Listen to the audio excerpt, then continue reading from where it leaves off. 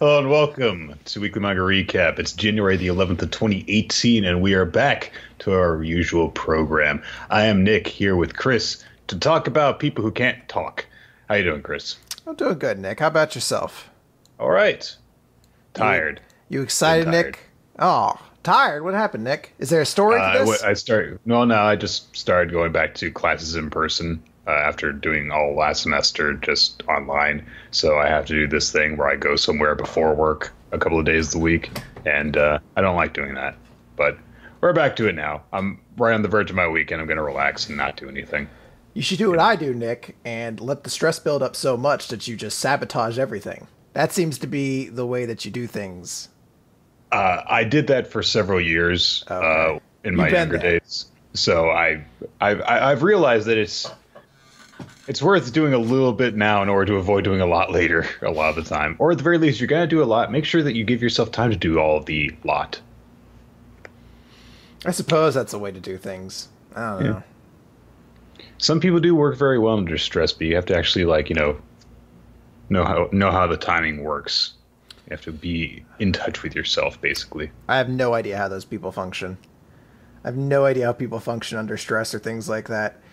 Being stressed is just I feel like it's just being ADD like I already am to an nth degree, where I'm just like, there's a lot of things to do. Oh God, how do you keep track of anything? Oh God, it's all going away. I was supposed to do something, now it's gone. Oh no. Stress gets you going, your adrenaline going and stuff. So some people are just really good at channeling that energy that it kind of unlocks in them. Like a mother whose baby is stuck under a car. Exactly. Yeah, there we go. There's a reason why you undergo that feeling. It's in order to actually take action in order to get yourself out of danger. Have they myth-bustered yet?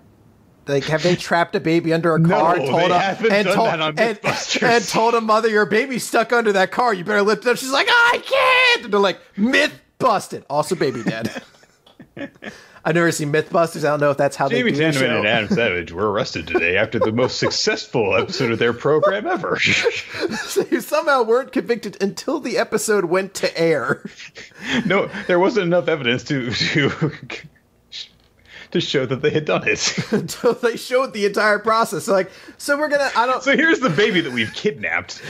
Is one of them British? Fuck it. One of them's British now. So we got this baby here. We're going to trap it. We're going to trap it on this vehicle. And this is 2 tons of solid steel. That's a Snorlax worth of solid steel on top of that baby. The hosts appear in court. Clearly that's not us. That's a British person who's making an Australian accent. Just like case dismissed. Boom, dun, dun, dun. Nick, you might say that my inability to properly convey accents would be a bit of a communication problem, wouldn't you? I guess it's not an extreme one, but I suppose yes, in certain situations, it could actually lead to misunderstandings and problems. But we got nothing on the protagonist of this series that we're going to be talking about today, Komi-san or Komusho desu, which basically means Komi-san has communication disorder. It's a series about a high school girl named Komi. She is elegant and beautiful, and she always seems to be calm and serene and, holds herself in proper firm posture and looks down on everyone. The picturesque of beauty, you could say. But in reality, everyone just misinterprets this. She is, I guess, just so naturally beautiful that they overlook the fact that the reason that she doesn't talk is because she gets really, really nervous around people, has no idea what to say, overthinks everything, and never is able to talk to people. And so she manages to get by in life pretty okay. But as you might imagine, not being able to talk to anyone, it's really, really hard for her to make friends. She doesn't have any friends at the start of this series, until she meets properly the other protagonist of the story, who is what is his name even? Tadoro. Tadano. Is it Tadano? I thought it was Tadoro. I might be dumb. Tadano's like his nickname, at least. Yeah. Okay. But so he realizes what her problem is. And so he decides to help her out, and he says that, okay, let's help you to make some friends. Let's help you to talk with people. And they end up setting a goal for themselves to have Komi make 100 friends at school, despite the fact that she still can't really talk to anyone. It's and like indeed, 100 deeds of Eddie McDowell, except hopefully she'll actually finish it and not end at like 78, and then they'll be like, and he finished the rest. He's not a dog. Maybe. Who knows? That's like the second time we've referenced that show. It's a great reference for us kids of the 90s. A show that was okay, but had a concept that is very memorable. Mm-hmm. He's a dog! He's a person dog. Uh-oh. Are we losing Nick? Oh no. We shouldn't have made fun of Eddie McDowell. Ooh, I don't know what's happening there. Getting there. All right. Are we back? Yep, we're good. There you go. Okay, good. We shouldn't have picked on Eddie McDowell that much. I forgot he controls the internet. That once you did 100 good... Once you get through the 100 Ds for being an awful person, you become a god over the internet. Yeah, you evolve into a higher being of the internet. Congratulations, Eddie McDowell. You have done your 100 deeds. Now you get control of the internet. Why would I want that? It's so slow and oh, my boy. He's like... Once is no longer 1999. Anyway, so a lot of the series is built around the fact that Komi can't talk. She basically communicates almost exclusively through writing stuff down on a notebook and just showing what she's written to people, which works fine for, a comic book format because you're still reading word bubbles, technically. Mm-hmm. A lot of the series is built around basically two things. One is that Komi is very innocent, naive, because she doesn't have a lot of world experiences. And the other is that her class is full of fucking crazy people. It's honestly really off-putting at times. The main three characters that you got, you've got Komi, you've got Tadano, who is described as outrageously normal. Like, he is so incredibly average and unexceptional that it's kind of crazy in its own right. And then you've got what is their name? Najima? Yeah, who or Najima is a pretty fun character. They're the mischief maker. They're the one who's kind of always kind of pushing things into happening and going crazy, basically because they're bored and they want fun stuff to happen. And they've got a fun kind of gimmick going on, which is that they moved around a lot as a kid, so they're everybody's childhood friend. Like, everyone is their childhood friend. Also, there's just this recurring thing where you don't know their gender, so it's like, okay. So those three are good. I think nice little core cast to start with. Everyone else is fucking nuts. Like, well, here's the thing. No one gets it. If no one gets Komi, they're just all crazy. Well, here's the thing, and this is something we've kind of skipped over. That's just essentially the basic premise of the series. Everyone is a thing. Everyone's name is a pun on kind of what their condition is. So the whole title of the series is basically the premise for the entire thing. Komi can't communicate. Todano is just a guy. Najimi adapts to everything. Someone is a yandere to the extreme. Someone has stage fright. Somebody doesn't want to communicate. Everybody has some kind of gimmick that essentially is like their core character, and their name is based to be a pun around it. Someone's a chunibyo. Yeah, which is a premise I've never heard of before. Must be like a Japanese archetype, which is an amazing archetype because it's just that idea of when you're in high school and you think you're the hottest shit around. You think you're so special and awesome that I was like, oh my God. You kind of narrate everything that you do in your own head and stuff. Yeah, you're just like, oh, I'm the special one. And it's just like, he hasn't realized he's not special yet. It's a thing that everyone does, but it's a thing that in pop culture terms seems to only have popped up in Japan. So yeah. I like that one. But yeah, no, everybody has sort of like their singular gimmick. And at the start, as you mentioned, it's a little bit not so bad. I mean, the basic idea is that two of the characters are very much boring because they don't either talk a lot or they're based to be boring. And the third character is extremely pleasant. So it's not that bad. But then after that, you start getting characters who have much more exciting over-the-top personalities. And whether or not you're going to enjoy those is a subjective thing as to whether or not you find the basic joke they're built off of funny. So can you find a yandere to the extreme funny? If you do, then, you know, what's her name will work for you. If you can't, you're going to find her frustrating because she's going to be constantly around wielding a knife saying she's going to cut people. But that's the joke, is that she's a yandere to the extreme and, you know, etc. and things like that. Do you find a character who declares herself to be Komi's dog and wants to be her slave and follow everything she does? Do you find that to be funny? Do you find, someone who thinks that they're super special and, wears an eye patch just because and imagines themselves as a demon lord or whatever? Do you find that to be funny? Then there you go. I mean, look, this is, I think, a really funny series. This is a comedy series, first and foremost. It is. And despite it being a comedy series, it's not as though I find every joke is based just... This is very much of that, like, tragedy viewed from across the street style of humor. Because when you break it right down, this is a very sad series with a very depressing main character. Because Komi is a very nice girl. She's very sweet. She seems to be very polite. And she is terrified of like life itself. There's a scene early on, I'm going to show you guys a panel here, where Komi-san is walking down the street and she sees everybody around her, and we see from the vantage point of what everyone else sees, and they think, wow, look at this majestic beauty. And she's walking down, and she just sees them all and sees them all muttering something and assumes they're all talking about her and whispering about her. And she's terrified of that. And which they are talking about her. Yes. But she thinks that they're like, what the hell's wrong with her?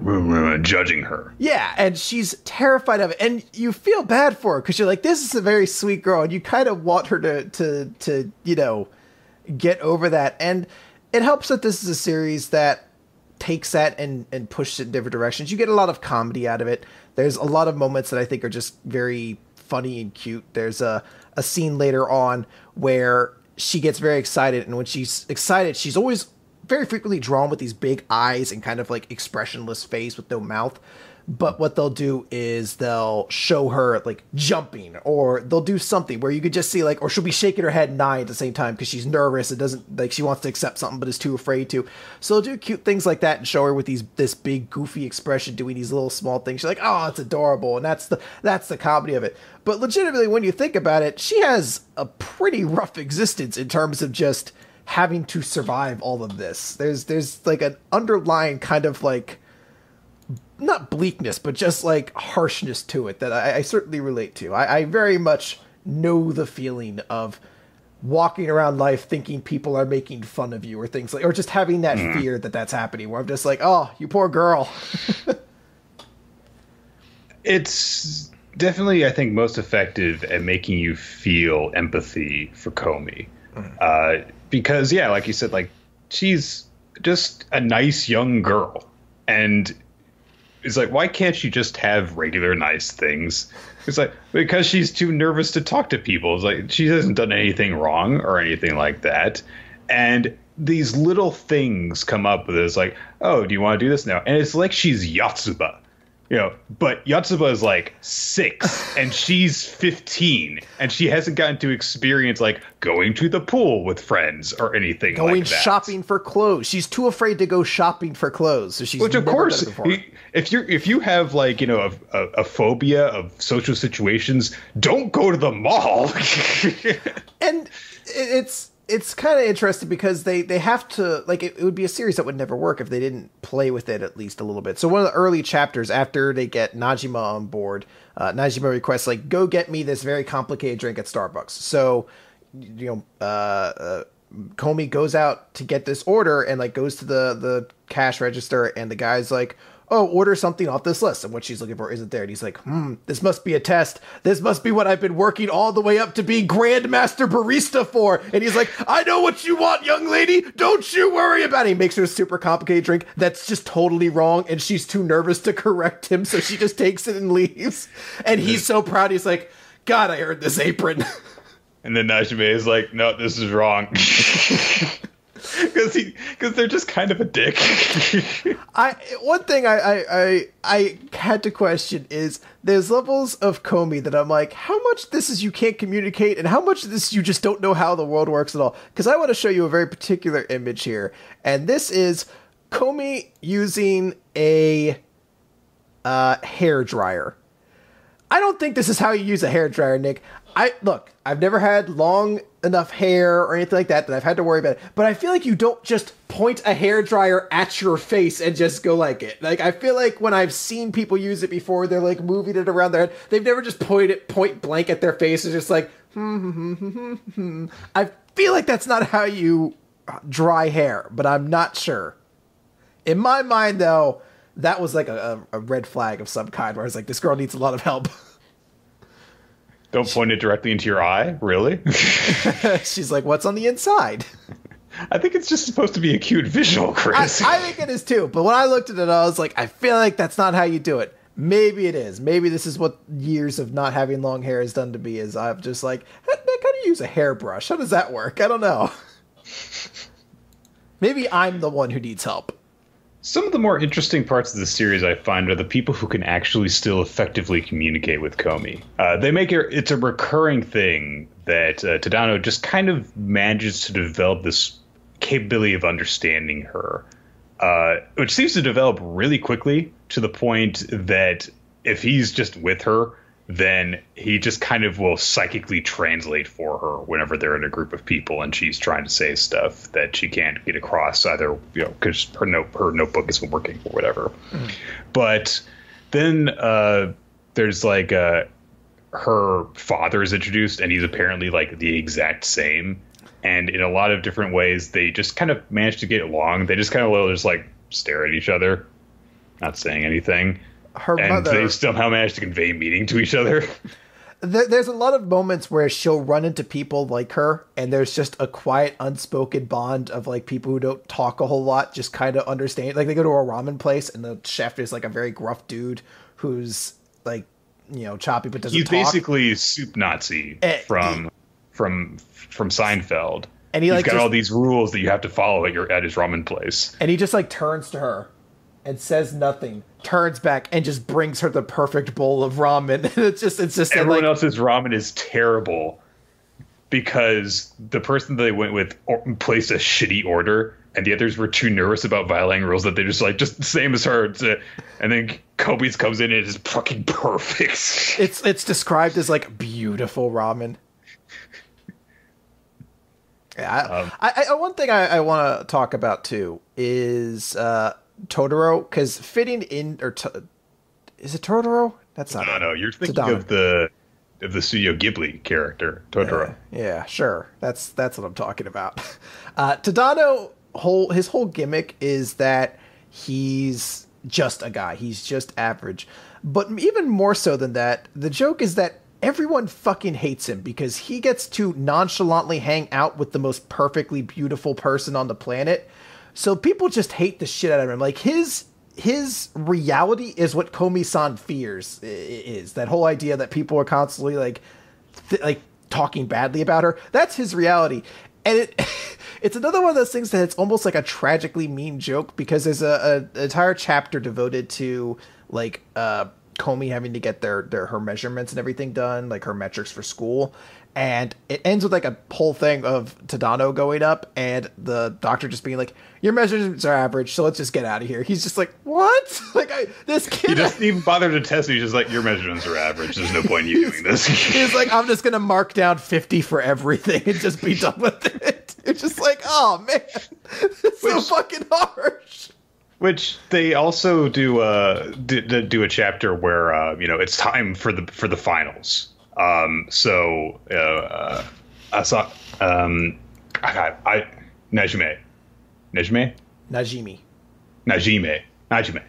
That's it. They want to goof off and not study because it's so boring. I don't want to study. I want to have fun. And they end up eventually, after some shenanigans, just deciding to do that. And then they get their grades back afterwards. And it turns out Najime's grades are actually pretty good just because they're just naturally smart. Komi's grades are great because she's just naturally perfect at everything. And They also include in the forms that showed their grades the class average. And Tadano's grades are the exact same as the average in every single test. Like, across the board, like 64 and 64 and all that stuff. It's... Also, there's a short chapter that explains how he became the way that he is. Which is that he didn't always used to be remarkably average. He used to be a chuny back in middle school. And then he confessed to a girl, and she was like, the fact that you're a chuny is really weird, and I don't want to go out with you. So he was just like, maybe I'll just be a normal person from now on. There's a lot to this series that is just along those lines of perfect relatability, because they make a joke at one point that after they introduce the chuny character, that Tadano is frequently kind of almost having like those Nam flashbacks or remembering what he was like as a kid. And that's a thing that, like, I think a lot of people have, where you're just like, oh my God, I was such a fucking weirdo. Like, I'm having those now just talking about them. I was like, why did I used to walk around with the John Cena spinner necklace on? Why did I do that? Thinking it was cool. And I just love that there's a lot of very nerdy, easy to kind of enjoy humor. Like, there's a Pokemon joke early on where Tadano tries to, like, leave a situation. It's like, Tadano tried to run, oh, but it failed. Like, there's a lot of just silly kind of jokes like that. There's a Yu-Gi-Oh joke early on when someone talks about a punishment game. There's, like, essentially, Komi's mom is just fucking Sarita from Sailor Moon, where she's, or Serena, where she's just, like a goofy 17-year-old eternally at heart. Like, they introduce her and she's like, I'm 17 at heart, and she's like, oh hey, your father should hear about this fun. Oh wait, he's not home. Durr! Like doing like the fucking cute girl. They go to visit her, and literally like every other panel is Komi like waving her arms trying to get her lame mom to stop talking to her friends. Yeah. I love that there's that type of humor to it. You know, it's pretty universal, I think, for this on its Usagi, fuck yourselves. All right, you knew what the fuck I'm talking about, you fucking nitpicking dickheads. Just call her Bunny, like the old comics you used to translate. That'll really piss him off. But the thing that I really want to kind of pinpoint to this series when discussing it is that it's a comedy series that does have a very solid foundation of a heart to it. Though that most of the series is jokes, and most of it is comedy based, there are a lot of very strong emotional moments to it. And there's one I want to kind of pinpoint. I'm going to pick a very early one to this series, because that way I'm not spoiling too much if you decide to kind of get into this. But there's a scene very, very early on in the series. It's actually one of the first few chapters, and it's when Tadano first encounters her, Komi. And what he finds out is he's like, wait a minute, you're not scary the way I think you are, and everyone kind of thinks you are, where you seem like haughty and superior because you just stare at them. You're just bad at communicating. She nods. And then she starts communicating him by writing things on a chalkboard. And she has this very long kind of conversation with him. And she's actually like going through her fears. She's like, am I always going to be like this? Will I ever have any friends? What's going to happen to me when I get older? Like, very real moments there, but it's kind of treated as jokes, because it kind of comes in with him being like, oh, wow, I'm here. There's a lot happening at once. And then eventually she just says, I've taken up too much of your time. I'm sorry. Goodbye. And she writes on the board and she walks away. And Tadano just like writes on the chalkboard, how about that weather today, or something like that. And what follows then is they start having like a montage of them writing. And eventually you get this panel that shows the two of them have been holding this very long conversation. Like, you can see like the day starting to wane, like the sunlight's disappearing, and they've just been having this long protracted series of conversations across this chalkboard. And it's the first time seemingly that Komi has any real level of communication with anyone outside of her family. And it's a very sweet moment. And it's, you know, it's then followed up by Tadano being like, I'm going to help you make these 100 friends. You know, I'm gonna help you accomplish your dream. And there's very sweet moments to that. And there's a series of these throughout the series, at least that I read. Who knows? The very end of it could be Gantz. I don't know. But from what I read, and this is what I really appreciate. Learn to communicate, Komi. It is time that you take part in the battle. The battle you've been fighting for hundreds of years. Exactly. Wait, what? I love that there is an emotional core to this series, that it's not just let's use Komi-san as a vehicle for jokes. Let's use her to also tell an emotional kind of story, because she is a character that grows and changes over time. She does get more bold. There's often like moments where she decides like, no, I need to take this risk that I'm not comfortable with, but I need to do it because this is how I get better. This is how I get over my fears. And those moments are admirable. And she is always kind of a perpetually nice person, an overly polite person. The yandere character is a crazy big example of this, where like the yandere character basically introduced herself by kidnapping somebody and like threatening to murder them. She literally kidnaps Tadano because he's gotten so close to Komi, and she's like, "Oh, you won't be close to her, and I'll be able to get close to her." And they have to forgive her because it's a comedy series. She's there for the joke, but they still manage to take that moment and give some kind of emotional little payoff to it, where, you know, Komi makes a big statement of standing up for herself, even though she's still polite and nice about it. She makes this moment, and I appreciate those. Those are ultimately what I kind of enjoy most about this series, is the fact that in the end, there's a lot of heart to the series beyond just the jokes. I feel like that's the best way to do a comedy for me.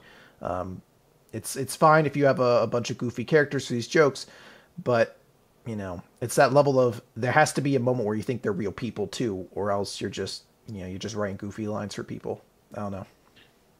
I feel like the standout moments from it, the times where it takes a little moment to go, here's an important moment of, character development, or a highlight of the relationship between Tadano and Komi, which starts to become a romantic relationship, or a love interest type of relationship pretty early on. Mm-hmm. When it takes the time to do that, I think that it's really good. And at the times, when it shows that emotional vulnerability for Komi, or her taking a big step forward, it's good. I think that the humor in it gets pretty repetitive a lot of the time. When the setup is just that Komi is, trying to get through life and make friends and stuff, but her classmates are just all such crazy fucking people that she can't do that. Like, and it's not just her classmates, it's just every fucking person in this world won't be normal. Like, there's a chapter where she goes to the library, and there's a sweet moment at the end of this chapter where, like, a little kid is crying, and she, manages to cheer him up by smiling, and that cheers him up. And it's like, oh, that's adorable. But prior to that, she was having difficulty going to this library and reading a book because everyone was fucking staring at her. It's like, she's in a library, guys. Leave her the hell alone. Let her read.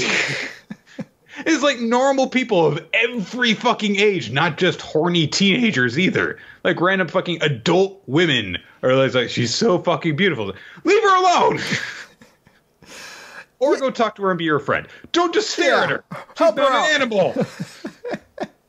There's some moments where the series works in really good ways with the comedy. There's sometimes it doesn't, but I found more often than not, even if I wasn't able to enjoy that, like if I wasn't able to laugh at the joke, I at least appreciated it. There's some people, I can't remember her name, Akaji or Akagi, Agari. Akari.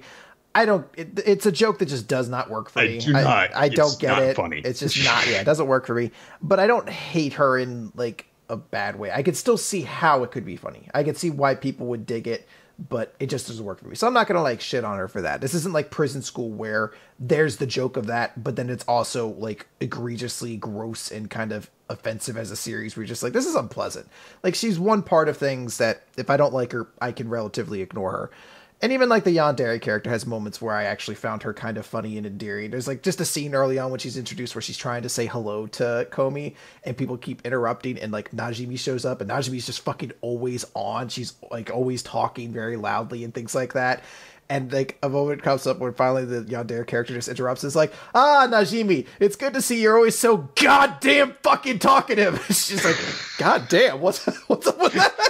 And Najee was like, did you just say I'm goddamn talkative? I just love that goes like, you're so goddamn talkative, aren't you? Are you happy about that? What's happening here? She has her moments, honestly. I mean, like, because it's weird, because she just keeps on doing this stuff and they make a joke. It's like, over summer vacation, she was just like camped out outside Komi's house waiting for her to go outside so that she could randomly run into her.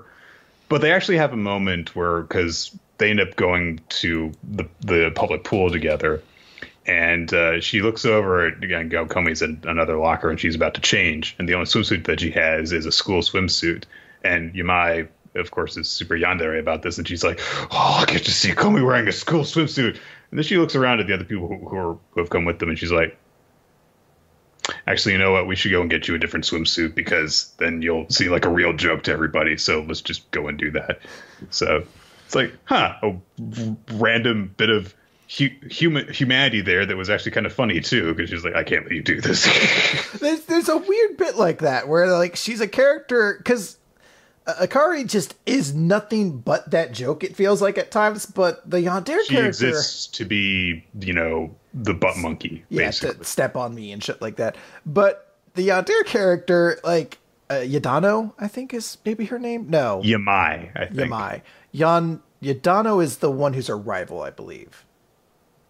I don't even remember her. She was just such a one-note thing that I was just like, I'm not even going to bother. But Yamai, yeah, as you mentioned, she does have moments, like, she's basically that joke, but she has moments where you're like, maybe she'll get over this. Like, maybe this is a high school thing. She's got hope for herself. Well, she has already been through the most extreme development of anybody aside from Komi in the entire series, because she went from being, a kidnapper who was going to kill Tadano and bury his body / dump him in the river, depending on what he liked least, to actually at least getting over that enough to get along with everyone. So if I were to give one like really big final thing about what I kind of like about the series is I really enjoy that, the way they portray Komi often is like this idea of like absolute perfect beauty and a character's beyond rebuke. But despite that, we actually spend a lot of time with Komi, and we can tell that's obviously not the case. And you can see how human she is. She has these adorable moments where she just shows you kind of how much of a fucking teenage girl she is. There's a moment where she gets a cell phone for the first time, and she like holds up and is pretending to talk into it just because she's, that's what she's trying to do with somebody who's trying to get used to this. And she doesn't realize there's an automatic feature in it that if you're highlighted on someone's name in your phone, you hold it up, it'll just automatically call them. So it calls up Tadano, and he's like, hello? And she just hangs up the phone and buries her face in her pillow and starts kicking her legs because she's a fucking teenage girl and she's embarrassed. And it's a very cute moment that does lead to some good laughs and then some real development too, because you find out she's actually relatively comfortable talking on the phone. Mm-hmm.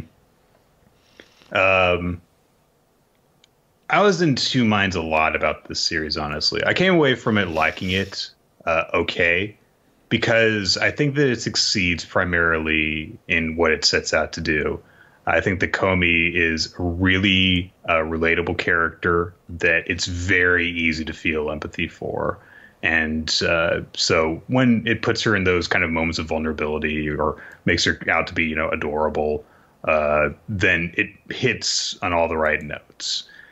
There are some points, though, that I found myself a little bit more conflicted on. For example, Tadano's whole thing is that he, just perfectly understands Komi a lot of the time.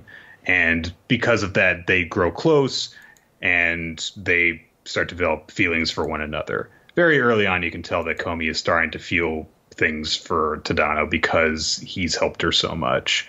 But I did note at some points, it could be very weird that this guy so perfectly understands Komi, like understands everything, like what she's trying to communicate in one moment, but also like what her wants are, what would suit her. Like they do in the shopping episode, he's the one, of course, who picks out the perfect outfit for her. It's like, that's actually a little bit creepy that he knew that. Like the joke of it that he just picked two random things off the shelf. He's like, I have no idea. I don't know. Try these, and just hands it to her, and it just I think it was just that he was trying to make excuses for himself. Oh. Yeah, I have a very innocent interpretation of him, so I don't know.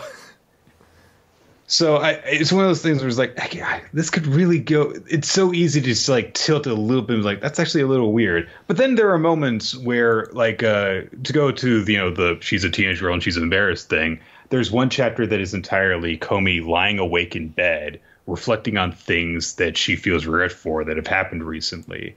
Miscommunications that she had, misunderstandings that she had, where she didn't understand someone, and she's just embarrassed that she made that mistake. The kind of things that 10 years from now she'll probably still be looking back on, and she'll still be laying in bed being like, "Why did I do that?" I still look back on stuff that happened, like when I was in high school. I was like, "Oh, it was so stupid. Why did I do that?" Every day. So she's having one of those moments, and then she thinks about Tadano and something sweet that he did for her, and then she immediately doesn't have anxieties building up, and then she falls asleep peacefully. It's like, that's really sweet. Oh, thinking about this guy sets her mind at ease, and she feels fine again. So it's one of those things where it's like, oh, but he's kind of creepy. Oh, but he helps her so much, and it's nice. So, like I said, overall, I did feel positive about this, but there are some elements of it that I did feel very conflicted on about how it could come across. The way that I ended up kind of deciding, that I kind of noted it down when I was writing stuff up for this, was my left and right brains are in conflict over this. Like I said, overall, I did really like it.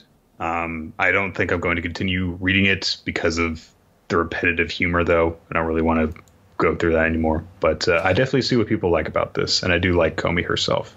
The title card that I'm sure people have seen by this point is Komi-san coming out of his Steve Mann's Best Girl box, which I guess about sums it up. I was gonna say, if you're ready to fight him on that, go ahead.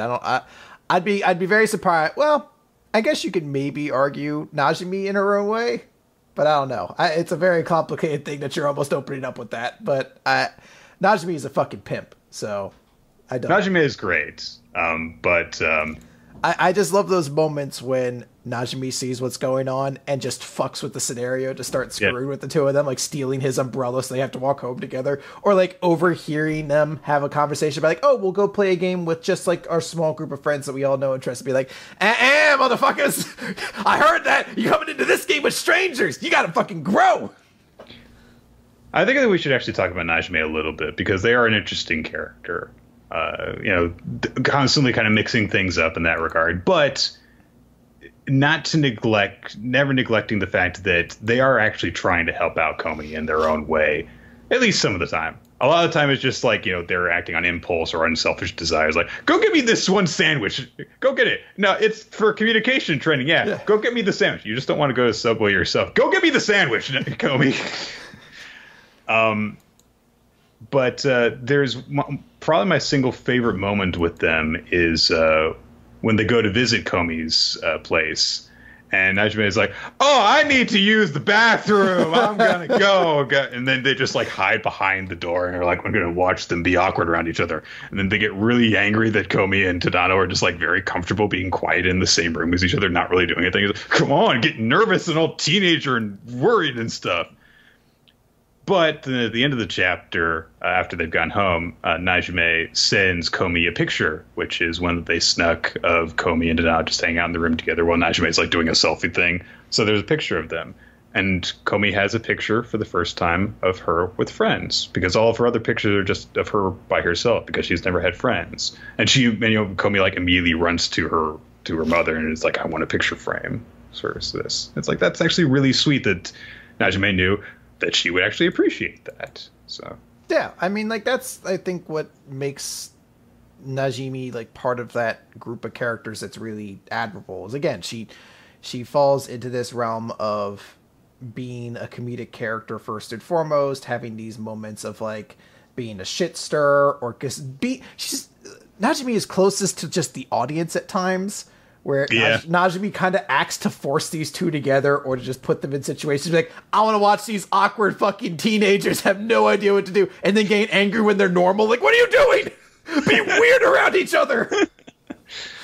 But I think it is important to note that, there's also times where Najimi is very considerate and sweet. And that's, again, it's that point of underneath all the jokes of the series, these are characters with a real heart to them.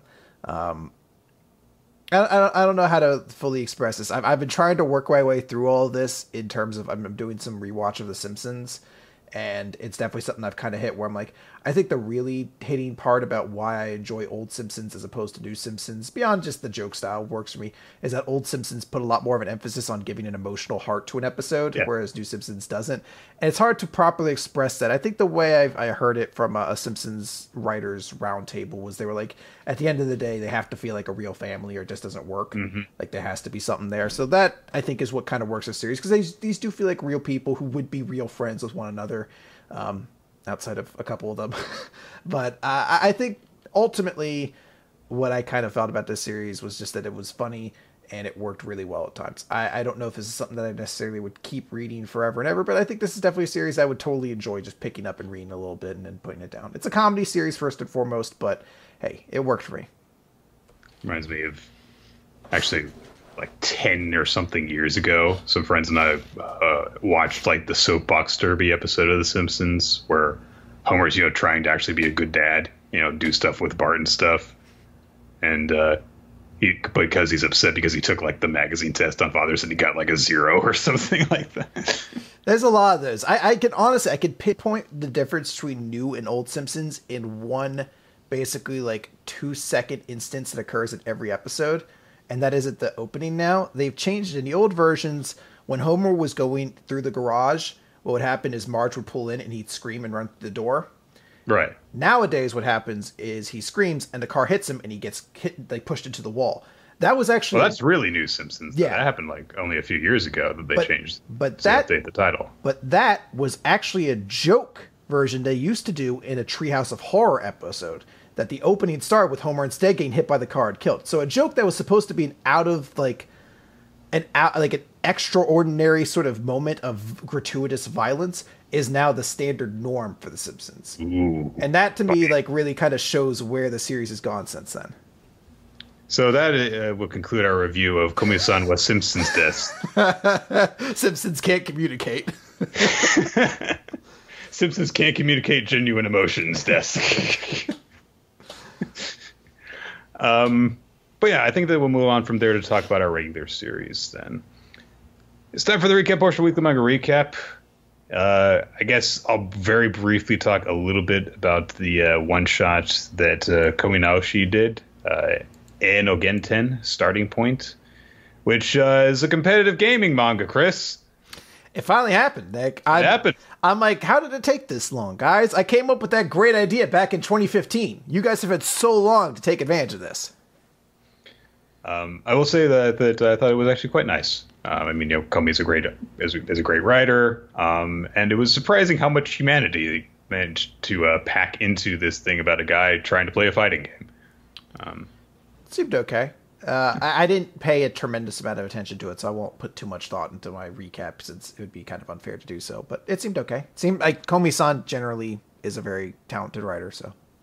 And actually treated it like an actual sport story twist to it, with the mentor getting an injury that prevents them from performing and following their dream, so the student has to take up in their stead. So.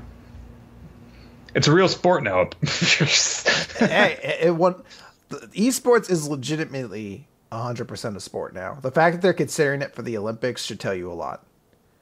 It sells out stadiums the same size as big-time basketball games. So you can't shit on it. You just wish the players would get more mature, but they're never probably going to. They can't. Since like the average age of like an esport player is like 20 and a half, maybe. All right. But getting into our regular series, let's begin with My Hero Academia, number 165, Win Those Kids' Hearts, with a very bizarre-looking cover page, honestly. Our four students kind of leaning over each other and stuff. It's like they're, I don't know, it looks like an album cover kind of to me. Well, it looks like the ground they're standing on is maybe uneven, or I don't know what's happened with the poor... what's her name over there where she's like bent over where she's like bent over that far. Like, what happened? She's like, oh, my spine just shattered. Well, I think it's because Inama's got his hand on her shoulder in order to like kind of lean over her or something. I don't know. He's like forcing her down. So we're watching like, I want to be in the panel too. He's just pushing her down to be like a rude dickhead. I'm the star now. I'm the best character from fucking whatever academy we're from. What, you think it's gonna be Meatball Guy? I was hoping so. So, for those of you who don't recall the events of last year, I guess that we're going to have to do a little bit of a recap from last chapter for everything.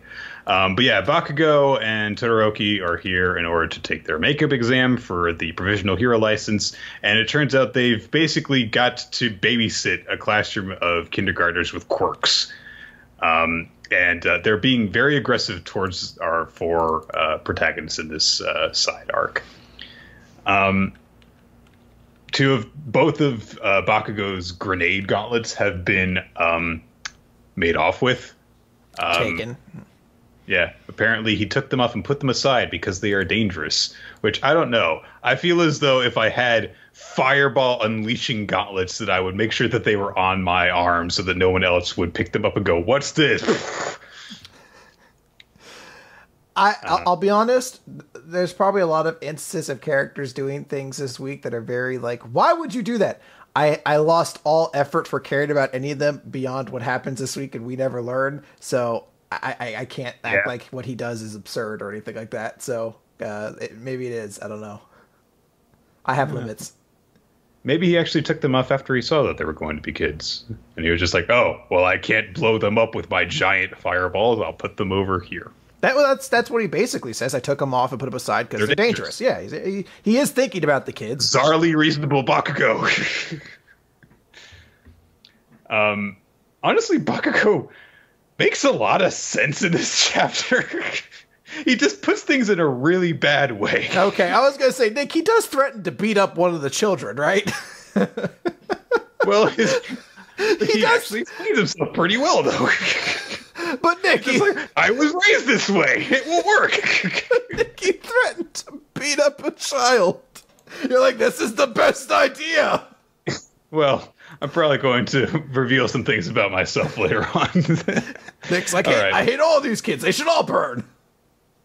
So, of course, President Mike has taken up emceeing this test. The teacher has joined with them to kind of have, I guess, provide commentary as well, I guess you could say.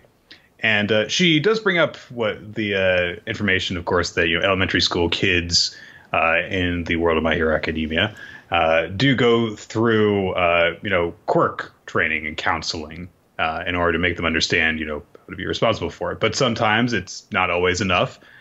The children of this class in particular have closed their hearts to us. And so she feels some shame as an instructor that she hasn't really made any breakthrough with them. And so they've turned to these 4 teenagers instead. 4 teenagers with attitude. I want to comment on something very small that happens right before this. But so there's a moment where Kami's like, so the whole connect with their hearts assignment is kind of funny. Totes don't know what we're supposed to do. Then we cut over to Perfect Mike, who says, from the look on their faces, Team Fish Poop is at a total loss. And the person. Oh, it took me a minute to realize what he was talking about. Yeah. And he's like, oh, okay, well, what's going on? And then he just screams out totes as well. So sequentially, 2 different characters use the word totes unironically. So I'm pretty sure he used totes because she said totes. I have to assume every character in the My Hero Academia universe is a Valley Girl. That's the assumption I'm making. And they all say totes and I'm Audi 5000 and all those like kitschy phrases. So that's, in my mind, that's what the reality of this world is. I'm sorry, carry on. I just had to get that out there. The Team Fish Poop thing, of course, is because Gang Orca said that they were as worthless as fish poop because they couldn't pass the test before. Yeah. Who is not in this chapter except for no at all. He just I guess pieced out after dropping the kids on them. It was like, all right, I slapped a few of you around. He's like, oh man, I hate kids. I'm out of here though, guys. Bye. Gang, Mr. Gang Orca, where are you going? I hate children. Bye.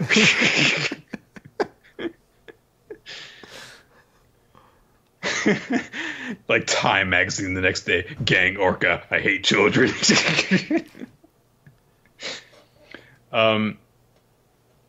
So the teenagers are basically left to decide what the hell they have to do in order to win the hearts of these children. And Bakugo is looking over and it's like, hey, Gang Orca is training with those people. I want to go and do that. Let's finish this babysitting job. All right, so here's what we do. They're going to walk over a teacher who doesn't know how to lead them. The brats decided they're in charge. You can't just say, oh, they'll come around eventually. One of these pipsqueaks has got to be the boss. We just got to find out who. Then we kick their butt, string them up, and have the others chuck rocks at him in the morning. This is where we find out Nick's a sociopath, where he's just like, this was the right idea. We should string the children up and beat them up until they fall in line. Not quite. Tangent time, Nick, which I need to get like a musical cue for. I have Tangent time. Tangent time. So I have some friends I play D&D with, and I posted this question on Twitter, but I want to get some live discussion on this. I believe my friends might be sociopaths because they have very unique traits to them. Well, they play D&D, Chris, so of course they are. But let me tell you the two traits these guys have, and you tell me which one of these strikes you more as insane. Okay. So one of the guys uses, like, you have your phone, and, you have like a normal background for things. He has a picture of his face, his own face, as the background of his phone. And in certain phones, like Android phones, you could have a separate image for the messaging screen. Right. On that, he has a different picture of his own face as the background. I love that detail. And he does not see what's wrong with that. He thinks we're the crazy ones for not having pictures of ourselves as our backgrounds. The other guy puts his socks and shoes on sock, shoe. Which one of those guys is more insane? I think it's the phone guy. Okay. I think that the sock shoe thing is weird, but that's a quirk. Maybe he grew up learning how to tie his shoes in that way. No, he says it's more productive and quicker. Like, it's easier for life to do it that way. And thinks we're insane for not doing it. Sock shoe. That's a little weird. You're like, I've changed my mind. Sock shoe guy is a monster. No. They're both weird. Having two different pictures of your own face as the default screens on your phone is definitely the weirdest, though. He got a smartwatch. Literally, the first thing he did, changed the background to a picture of his face, and then sent me a photo of it. Well, that's the least insane thing that you've described, because he was doing that to fuck with you. Yeah. Absolutely, though. It's like, oh, what else is worth looking at? It's the weirdest thing I could think of. Panda Bibble brings up a good point. Did Kira in part 4 also do sock shoe? If that's how I can nail this guy as a sociopath, I'm like, a JoJo villain did it. And that's supposed to be bizarre. If like that was the epitome of his bizarre adventure, he's like, this guy puts his socks and shoes on sock shoe. Bomb to be continued. do. Yeah, play roundabout. Glock says he does both, which is insane to me. So he apparently does both of those things.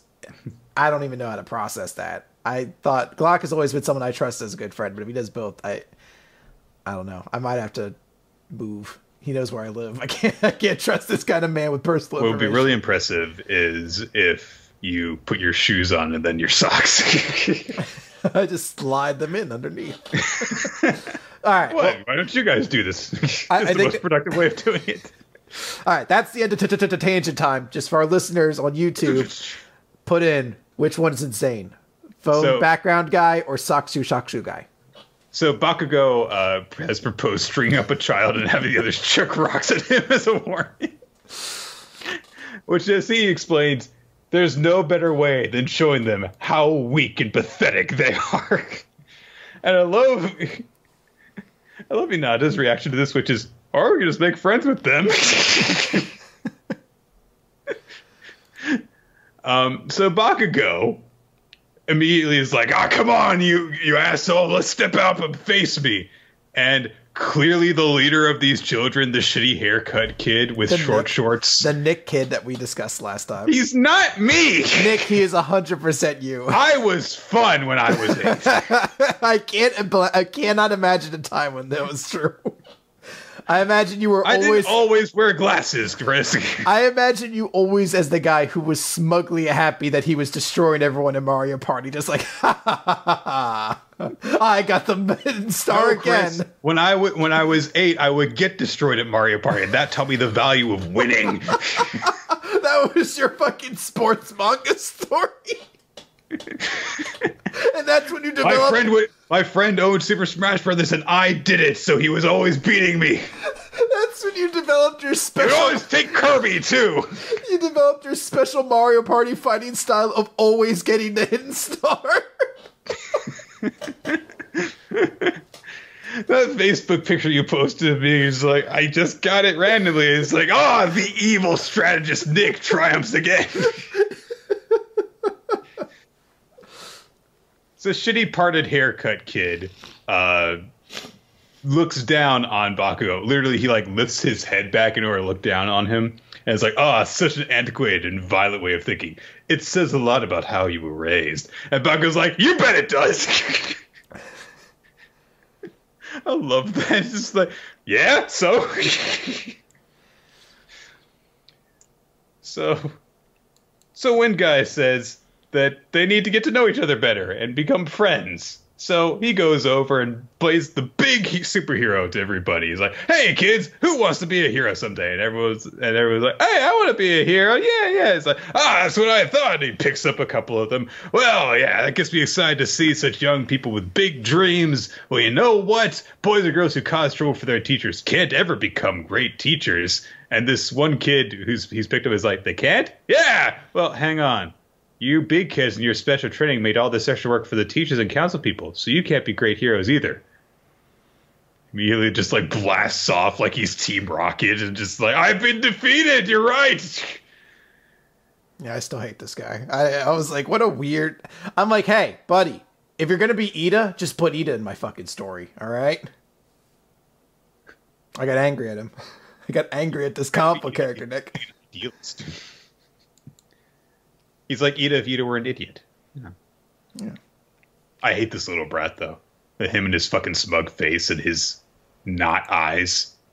What's with his eyes? They're just like... That's weird. Even Mirio's got bigger eyes than this kid. I mean, they're basically the same thing as Mirio. Maybe this is Mirio's like little brother. Well, then Mirio's got a shitty family, Chris. And he should be ashamed. Probably does. Well, maybe he's finally gotten his penance by having his powers taken away and his mentor being dead. Yeah, that's what you get for having a shitty little brother. For not picking that kid up and drop kicking him across the room whenever he acted uppity.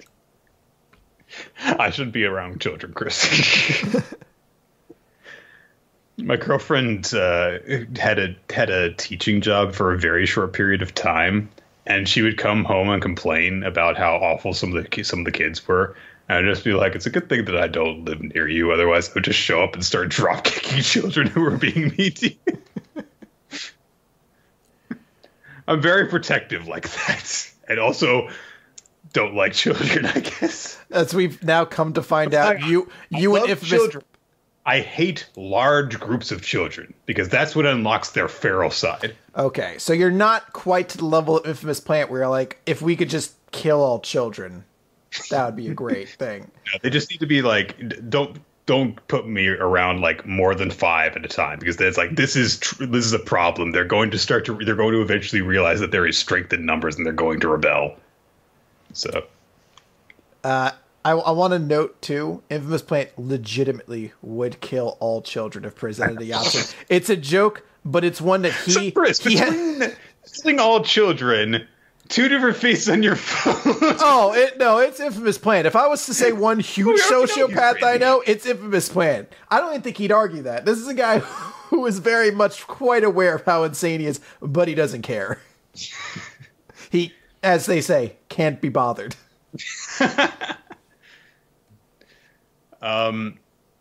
So Camille observes that, these these kids are actually going to be really tough to handle. Bakugo's like, yeah, exactly. Let's just be rough with them and then handle things that way. Todoroki's like, no, we shouldn't do that. Bakugo's like, that's how I was raised, though. So Todoroki suggests that there is a better way. Before we get to that, though, it's time for the emotional part of this episode, as we get to Endeavor's conversation with Toshinori, which they started at the end of the last chapter, about what it means to be the symbol of peace. And Endeavor explains that when, All Might was in his prime, Endeavor had already climbed to the number 2 position by the time he was only 20 years old. And once I made that climb, I understood unless I reached the summit, it was all for nothing. If all I cared about was titles, I would have worn a smile like you and played the part of the lovable fool, but I wanted to be the strongest. And so now he's, however, trying to do that because, well, he is the number 1.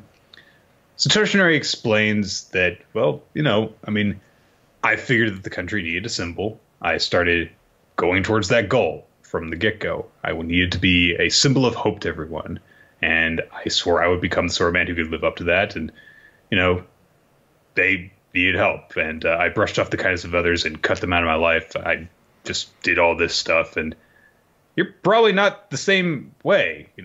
I know people are trying to compare us now that you're the number 1 hero, and because I'm out of the picture, but we're different. The symbol I strove to be is not the path for you to follow. So take time and figure out the way that you ought to do things, which is a pretty simple answer, honestly.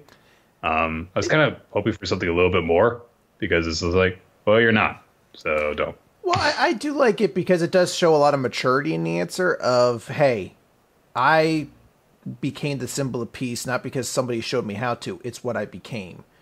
You're trying to be something bigger than you are, and that's good, but you aren't going to, it's not a good idea for you to just try to figure out what it meant to be me. You need to become a bigger and better version of yourself. And I like the idea because it doesn't show us necessarily where Endeavor is going to go from here, but it does show us that there's bigger plans for him, that Horikoshi does intend to do something with him, and this is a character who is trying to actively be a better person.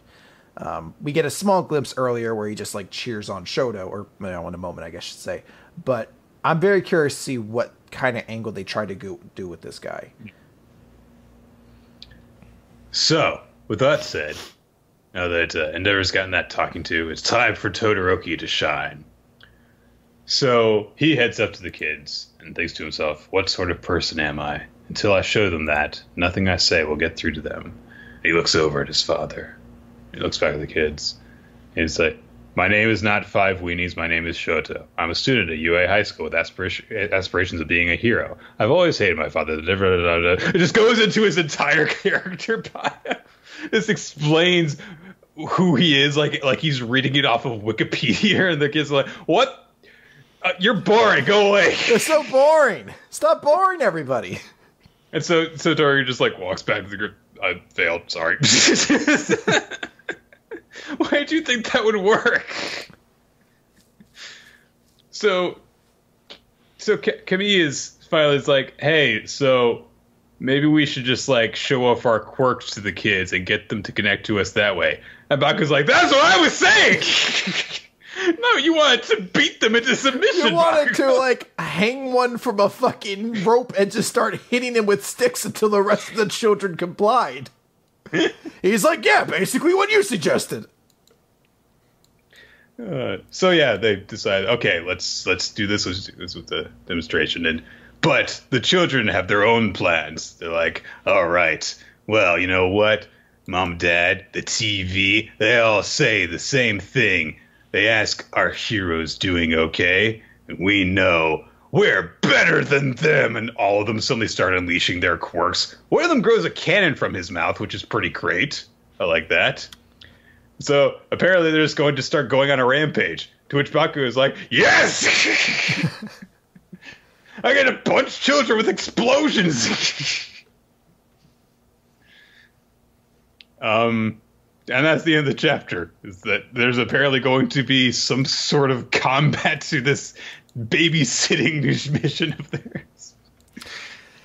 Yeah, I guess we'll what happens next. I guess we'll see what happens there. But No, I mean I like this chapter. It's funny, it's goofy. I guess we're gonna see what happens here. I'm still like a little bit on the fence of like I don't really care about the new character, not new, but the side characters from the other school. And I'm kind of hoping that it does say just goofy and fun. It's kind of what I wanted out of this arc, was something goofy and silly to kind of help us reset after the kind of dramatic tension of everything else. But I don't know. I guess we have to see where we finish off here. We're actually running behind on time. I don't have a ton of thoughts. So let's move over to Astra, Lost in Space, the final chapter. So everything basically got wrapped up at the end of the last chapter. The crew of the Astra has come back. They're safe. And this chapter is basically one part everyone just kind of like being welcomed back and kind of recounting some stuff that happened on their journey. And the second part is a time skip ahead to show what their lives are like several years down the line. There's some they have this big press conference, which makes sense because, hey, children went to space and were stranded out there and came back. Yeah, that would probably be the biggest news story of a while, I would think. Oh, and also they found out that people lied about world history and stuff. And yeah, so they're all basically become celebrities. I do kind of like the detail that they have where, one of the journalists is like, hey, so were you ever in danger of starving? You must have been scraping by and wherever you could scrounge up. I mean, you would have had to split supplies and everything. And then Ares and Yunhua are kind of like, you do it. No, you do it. You. And Ares is like, I gained 5 pounds over the journey. It's muscle, Ares. It's muscle. It's fine. Yeah, it's fine. Weighs more. But yeah, everyone gets to lead these big, celebrity lives. Kanata publishes a book, which is a tremendous bestseller, but makes sense. Which is weird because I don't know why I just assume like when it's a jock character that they're also meatheads. So I assume book was we went space, very fun, lots stars there, hand gone, much hurt. Wow, space, peace, good. See world through own eyes. End. Money now. Let's see. Apparently, it was better than that. Kitari became a fashion model. Char's became somehow even more popular. Well, I like the way it happens because they mentioned like everybody became celebrities. They were doing all these things, and they're like, Kitari was complaints at first, but eventually she found out waddling for a fashion magazine. She's like, hey, there's nothing wrong with that. And then they show that Char's was even more popular. She's like, and how is that fair? And that just it happens again later on when they talk about like Char's also became the king of his country. And he's still even more popular because he's still fashion models too. And she's like, "Can you stop talking about him?" Like, there's like 2 full pages talking about Charles, which makes sense. He becomes the king of Ixia. He makes a lot of changes. He gives up the secrets that the kingdom of Ixia was keeping and everything. All the genetic stuff that comes out, and then it's like, and now he's even more popular than he was before. So stop it! Stop talking about how popular he is. She's like, shut up. Then time passes. We cut to 7 years later, where Funi is going to school, and she looks exactly like Kitari did at the start of the series. Lena is there, and she talks with her for a little bit. Ulgar shows up, and he's like, Ulgar is the coolest. I'm so cool now. Ulgar is myself when I vision myself every day, where I'm like, I want to be as cool as Ulgar. I want to be an awesome journalist who drives the floaty car from the iRobot movie. If that's what being a journalist was, everyone would do it. You're like, oh, you get to walk around in a leather coat and designer jeans and just drive around like one hand. Like you essentially get to be Paul Walker from the Fast and the Furious series. Not like, oh, you have to spend hours fucking doing bullshit and like researching and like you eat garbage and you get out of shape just because there's no time to actually have meals because you're always working. He's like, nah. I write my articles while I do sit-ups every day. Like, you fucking goddamn handsome fuck. Then we cut to the ladies minus Yunhua. So Luca and Kitari and Ares trying to get into Yunhua's concert because she is a famous singer now. Makes sense. And these are the 3 characters that basically get the shaft in all of this. Not a whole lot. We barely get anything about Luca. Luca barely gets lines in this finale, honestly. See, I actually thought we got a lot for Luca here, because she mentions that she's now married to Olgar, and they have a relationship together, and he doesn't stay around all the time, but, you know, he wants to be a globetrotter. Like, they have a relationship together. Because Kitri mentions, oh, what about Olgar? And Luca starts talking like, oh, he's flying all over the place like usually, can't stay still, barely comes home. Maybe they're not married, but they're at least they're not married. Some kind of relationship seems. They might not be in a relationship at all. It seems like they are. He barely comes. Maybe I guess she's referring to his barely home. Even goes home. Heck, just he was like, let me crash at your place. So they live separately from each other. They're clearly close. Yeah, they seem to have at least a close relationship. I like that touch, though. I like showing that the two of them clearly have some kind of strong relationship still. I think that would be honestly a really that would have been honestly a really cool resolution if we had gotten that. I may have just misread it. Like I said, you're projecting because Luca got nothing in this, Chris. All right, you're only saying I'm projecting because someone just mentioned that in the chat. And again, I read this chapter minutes before we started the podcast, so I haven't read everything. I was actually really upset about it. It's like, what? I mean, Nick, we needed 4 pages of Yunhua still being the most boring. I was so upset about it. Why does Yunhua get so much focus? Aries and Kanata are going to get married. Kitori and Zack, of course, are married. That was a given that was going to happen. So there's a big hug after that. There's actually a kind of silly, cute moment where Aries explains to Luca and Kitori that she and Kanata ended up meeting up with Charse the other day, and when they did, he got down on one knee and asked, "I would like your daughter's hand in marriage." It's like, that's that's silly, because genetically she is his daughter. So then we go into the proper concert, and Yunho's like, I will now sing one of my songs. It tells, but first I want to talk about, some of my friends are going back into space, and I want to talk about, the adventure that we had together, and I was different, and how we changed, and we went through so much together. When I look back on now, the first thing I remember is everyone smiles, and we'll always fly towards the future, and this is the song all about our adventure. Yay! Bye. Everyone's like, wait a minute, I thought the other crew member was the dismembered hand. I'm like, no, that got sent into space. Who's this woman? There was a singer character in the group too.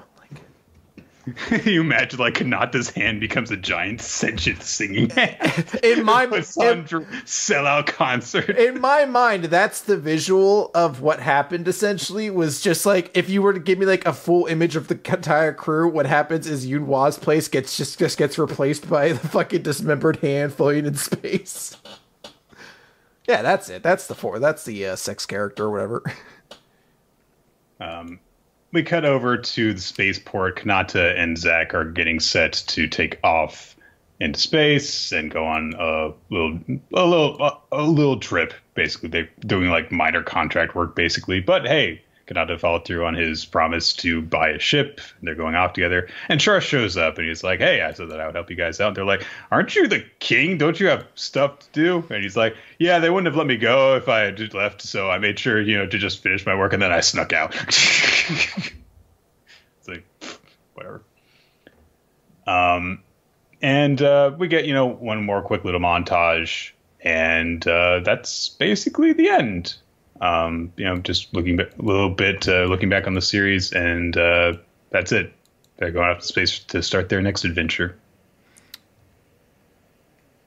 If you were to say anyone gets the shaft, I think you have to say it's Uni or whatever, Kitori's sister. She gets nothing. She's like, she became Kitori. That's it. They give her nothing. Everyone else gets a little something. There's probably too much time spent on this fucking song, but I don't know. Maybe it works better in Japanese. I don't know. Ultimately, I thought this is a fine last chapter for the series. It touches upon what made the series good, but just showing these characters kind of interacting, have a relationship, and then also showing that, hey, in 7 years, some things have changed. It still gives you the hope for the idea of adventures yet to come and give that, whimsical idea into the future. But, I like that they still gave a little bit of conclusion to things. It might feel a little rushed, but ultimately, I'd rather the series have ended faster than to have taken too long and then lost steam. So I hope this series gets an anime more than anything else. I don't know if it would. I think if it gave this series an anime, though, it would give time to develop a couple of these things that maybe didn't get focused on a little bit more and might be a little bit more satisfying. Yeah, you could definitely get a limited, like an OVA or season thing. Yeah. Greyfall makes a great point. 1 out of 10, no space guns. They go into That's space. true. There's no guns in space. There's not a single random flying gun in space. And they spend 50 chapters traveling through space, not just the one. Someone edited together an image of Kanata's hand in space, which is 17 guns floating around with him, and I'm like, thank you. And why didn't we ever go to the gun dimension when we were out here? All right. Let's move on then to Food Wars, Shokugeki no Soma, chapter 245, An Expert on Cute. This is a big why Momo is awesome chapter. The other members of Central have gotten there. We're like, oh, this is why this person is awesome. This is their backstory thing. And then they lose. Momo's definitely going to lose. We already knew that. This just kind of increased the percentage chance up to like 500%. So it's also really quick. Like, I guess quite quick. I think what they're trying to do is to give us a quick moment of success because there's a very real potential that the other two characters in this match are going to lose, and they didn't want to like have a weird balance of it. But the fact of the matter is we're getting the entirety of this round before they even reveal that other two matches are going on. We could just know that Soma's not involved with them because he's off on the sidelines.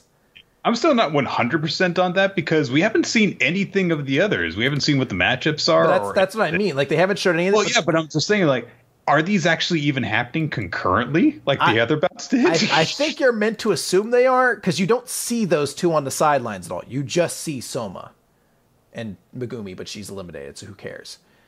It is strange. That's why I mean, like, it's just interesting that they're like, we're finishing this match first, and then we'll tell you what the matchups even are for the other two. And we see the Momo is really kind of going all out on this one. It shows all of the techniques that she's using, with like painting, candy sculpting, all this stuff. And she ends up making a fucking cake castle, which is pretty insane. Also, Histoire, the dark-skinned judge, warns Charm, the other male judge, that no matter how impressive the dish looks, the taste is everything. Our judgment is based solely on what our tongues perceive, not our eyes. I'm like, what the fuck are you talking about? It's a food competition. Presentation is a lot of that. It's like, yeah, there's a lot of matches where that helps. Castle. I want to know, too, she makes this castle, serves this up. He says that whole deal, and then takes a bite. And I think the bite was so good, it knocked him stupid for a moment. Like, he just, like, takes a bite. He's like, oh. Like, just loses everything. Look at this face he's making, where he's just completely lost his shit. Like, that's like, that dude just had a concussion. And he's just gone for a moment and comes back. It's like, what happened to you, sir? That was some fucking good-ass cake. I want to have a cake that good. A cake so good, I lose, like, sentience for a while.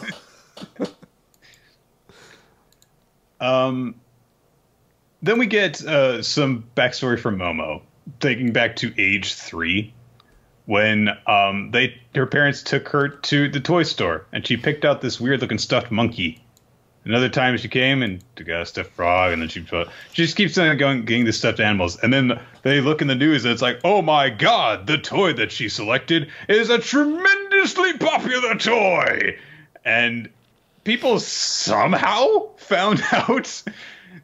Her parents somehow realized, wait a minute, everything that she's been getting has become super popular. It must be some sort of innate sense of hers. She must be a prodigy.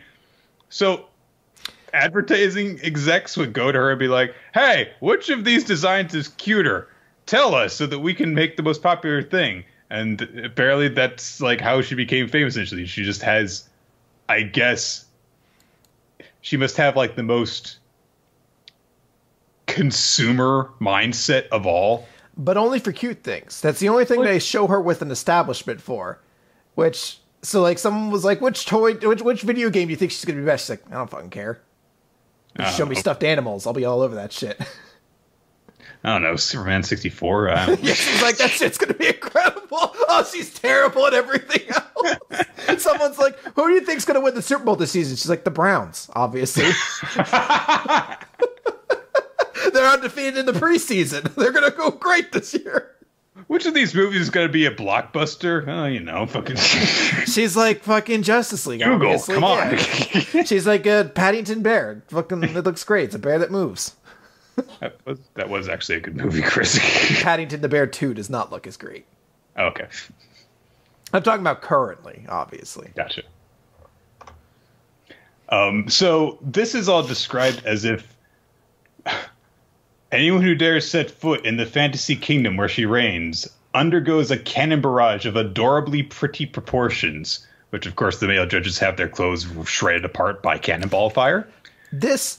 I know there's discussion and argument as to whether or not, because Food Wars often gets praised as being equal opportunity fan service, and there's some real discussion as to whether or not that's actually anywhere near the case. I know you have some statistics on that, but I just want to say this is the closest I've ever felt to that being true, because that seems to be just as sexually explicit of a position that most of the female characters get put into. These guys have like their arms like wrenched backwards, and like they're delicately holding their bodies together as like their clothes are blown off.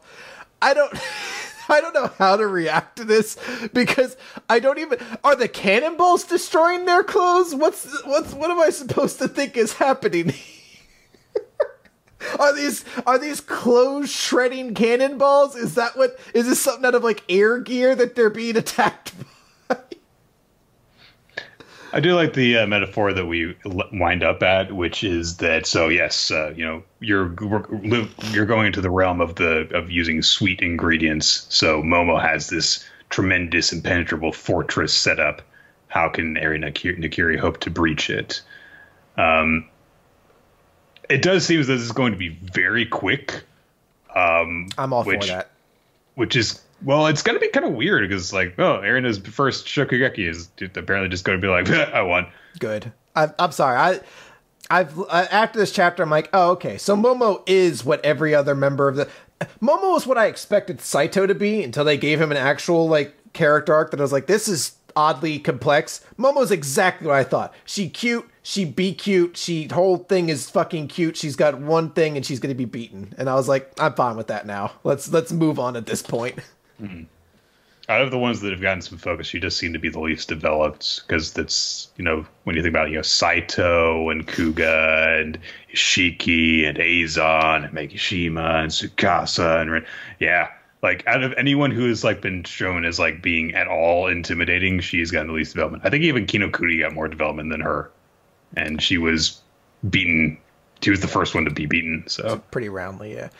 There's also one small thing. We're really behind on time, so I'm trying not to pick on things. But this whole flashback comes because Mimisaka says, I did a full trace on her, so I know exactly where her strength comes. Apparently, full trace allows you to relive other people's lives. Yes. Yes, Chris. Come on. Mimisaka. You're imitating people, you understand their backstory. It's like fucking Yu-Gi-Oh! Where they used to like spirit travel back in time to watch things. So I just imagine all these scenes of her in like Toy Story. There's just a giant floating Mimisaka ghost. Kaiba, there's us! Alright, let's go. Probably what it means is that he did research on her. And so, anyway.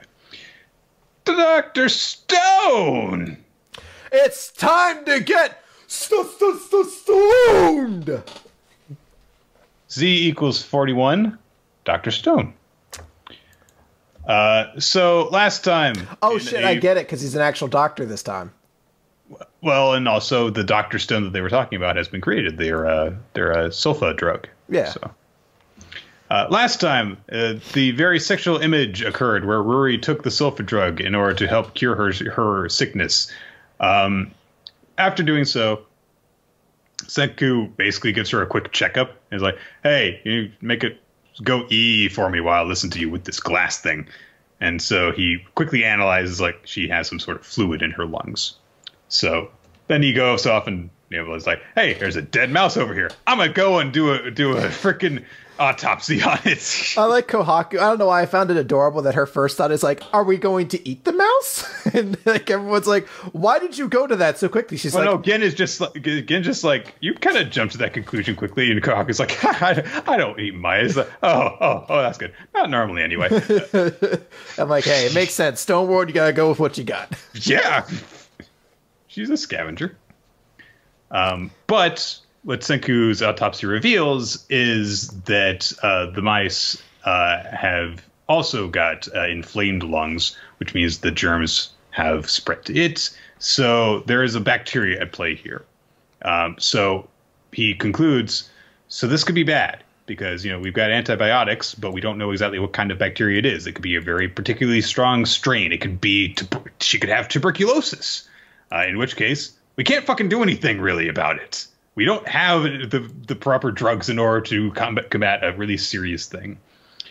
And on that count, Suika comes rushing in, reporting that Ruri has suddenly had a surge in her illness.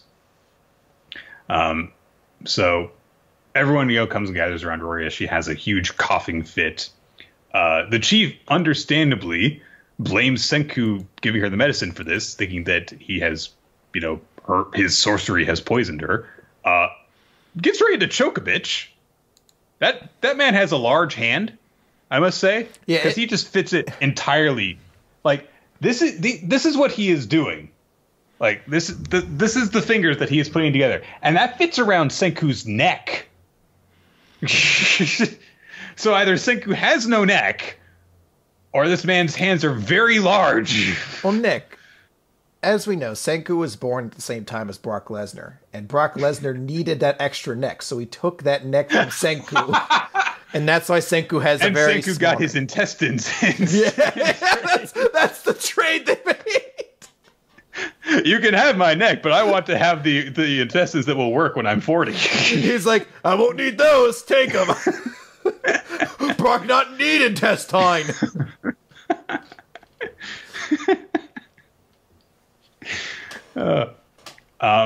So, of course, Kahoku's like, Jesus Christ, don't strangle him. But Senku is actually quite calmed by this because he realizes that this behavior is the bacteria reacting to the presence of the sulfa drug, which is that the bacteria is currently surrounding harmless bacteria with its own poisonous genes, bolstering its own ranks, which means that it is Streptococcus pneumoniae trademark move. The name of Ruri's ailment is pneumonia.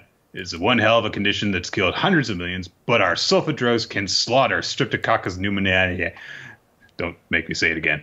We can win this with the science of humanity.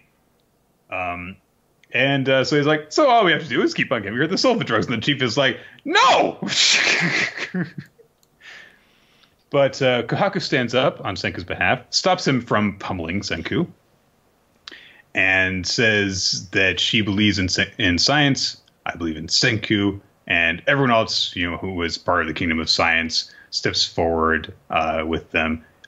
Even seemingly Chief's wife and Jasper seem to be like, yeah, they seem to have a point here. Yeah, the way that they're showing the montage. Jasper makes sense. I didn't even realize that was the Chief's wife. I don't think she's ever spoken in this series, at least to no notable degree. So her being alongside Jasper is okay, but I like that image of Kohaku. Although it does make me realize just how absurdly huge her eyes are. Yeah. Where you're like, Jesus, those are enormous. So we get a montage. They keep on making the sulfa drug. They keep on giving it to Ruri. And we get some commentary by Senku, which is, she did a good job even living to be 18 years old. Good hygiene, high body temperatures slowed the disease's progression. So Kohaku, when you slaved away hauling that hot spring water every day, you were actually doing your part to protect her. So, and that's a nice detail. It's like she wasn't just wasting her time doing this. It was actually something that kept her sister alive. So yeah. And eventually, Ruri is well enough that she is able to just go out on her own and leave her home and see the world. And the chief, of course, is beside himself with relief and happiness. Celebrates this. Everyone is crying with tears of joy and stuff. And then Ruri is like, oh, it's been so long since I stepped outside the village and got to run around. She immediately just dashing around everywhere. And they're like, I guess she and Kohaku are sisters, huh? And after that, Senku was recognized as the new chief of the village, of Ishigami Village, which Senku is like, whoa, what? And Ruri says, yes, I know of you from a tale as old as time. Your name is Senku Ishigami. So presumably, next chapter we're going to get some, what relative or what person, at the very least related to Senku, actually started this village several generations ago. I'm gonna maintain. I think I gave this theory out before. Senku's father is the one who started this village, and the reason she knows Senku's name is because he used to tell stories about Senku, and those kind of got passed down. Whether just like, inspiring stories of his son and like the hope for the future or what be it, but Senku's father was the one who created the village. Because that would be what would break my heart the most, and I don't assume people would do that. I will say one thing about this, which is that it's kind of weird that they introduced this whole thing. Like, well, the sulfur drugs might not work. Oh, they did. And they did that. They introduced that complication and then resolve it in like half a chapter. That's just the pace that Dr. Stone goes with. But I do think that it was like, that's something that you really could have done something with. And it's weird to bring it up at all if it's resolved this quickly. I'm gonna talk real for you, Nick, for a moment here. I am dumb. I don't know how science works, so if they had put that out there at the end of the chapter, like, the sulfur drug is attacking against her, I'd be like, I hope they solve that, because I literally have no idea what would work. They could have told me, like, we have to pump all this feces into her. It's the only way to cure pneumonia. I'd be like, man, I hope I never get pneumonia. The fact that they solved it at once allowed me to not have to dwell on my inability to understand how science works. The benefit, I guess, to doing things this way is that this is like, okay, well, we resolved the one remaining complication of this whole setup, which is that the current chief does not like Senku. He has now single-handedly saved his daughter's life. So he has proved himself, and that makes sense that they are now going to be united behind him. All right. Let's move on then to We Never Learned, question 45. Her ex is a bolt from the blue for a predecessor. Fucking, I hate what a chapter. fucking title. The titles so vaguely seem to connect to what, like, the chat. Like, it connects to it, but in such a tangential, complicated way. So this is a Kirisu chapter. We haven't had one of those in maybe a month, so we got to get another one of these in. And I'm just going to note, this is a very confusing chapter to me in a lot of ways. So it starts off with Kirisu in the tub. She's bathing, and she's talking to someone, and it says, oh... Bathing in boob-high water, talking on the phone, like you do. As you do. And what happens is she, like, basically stops. She's like, oh, what? You're coming tonight? So cut over. We cut over, and Yuiga, I just love, he has such sad eyes when he's like, he sees Kirisu sitting outside, I think, her house, waiting for him, and he's just like, I'm getting some intense deja vu. I'll just pretend like I didn't see her. And we don't even know what happens. We just know he gets roped up into it, and he's up in her apartment, and she's got shit fucked up all over again. He's like, he explains, like, oh, you found out your little sister's coming, you tried to clean house, and you wound up in a state of unpredicated or unprecedented chaos. And she tries to, like, bring in her whole thing of, like, hey, it's a little complicated, but, I don't really want to impose, so don't worry about it. And I love Yuega's just giving up on that shit. He's just like, all right, he immediately starts picking up shit. She's like, yeah, I'm just doing this. Like, he's giving up all sense of, like, getting out of this. He's just immediately like, all right, let's just fucking pick up this shit. Immediately, Kirisu's like, boys have muscles. It's like, Yuiga's like a string bean. Well, apparently he's jacked as a string bean. I don't know. I don't know. I just like him immediately doing it. They go through things. She tries to thank him by getting sushi, and there's a little, like, joke about how, since he rarely ever has sushi at his house, he always gives the tastiest pieces to his younger siblings, so this is going to be the first chance she's going to have. But shocker of shockers, this is when the little sister shows up. So, Kirisu doesn't want to be seen with a student in her home, and particularly because the only reason he's there is to help her clean up. So she shoves him in the closet. A closet, which I will specifically note, has blinds on it. It is slitted, so light can go into it. So she hides him in the closet.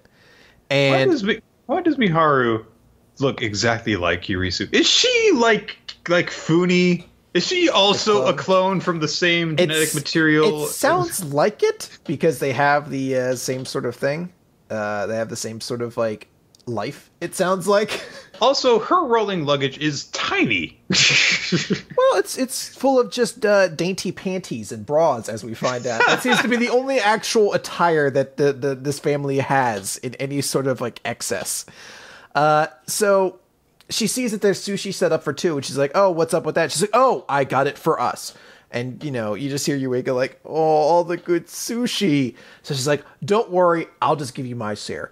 So she picks the most convoluted way of giving sushi to Eureka, which is to pick it up, my fingers around all of it, and to push it into the closet. And Eureka's like, "It's too dark in this closet with slitted doors, with doors with blinds in them.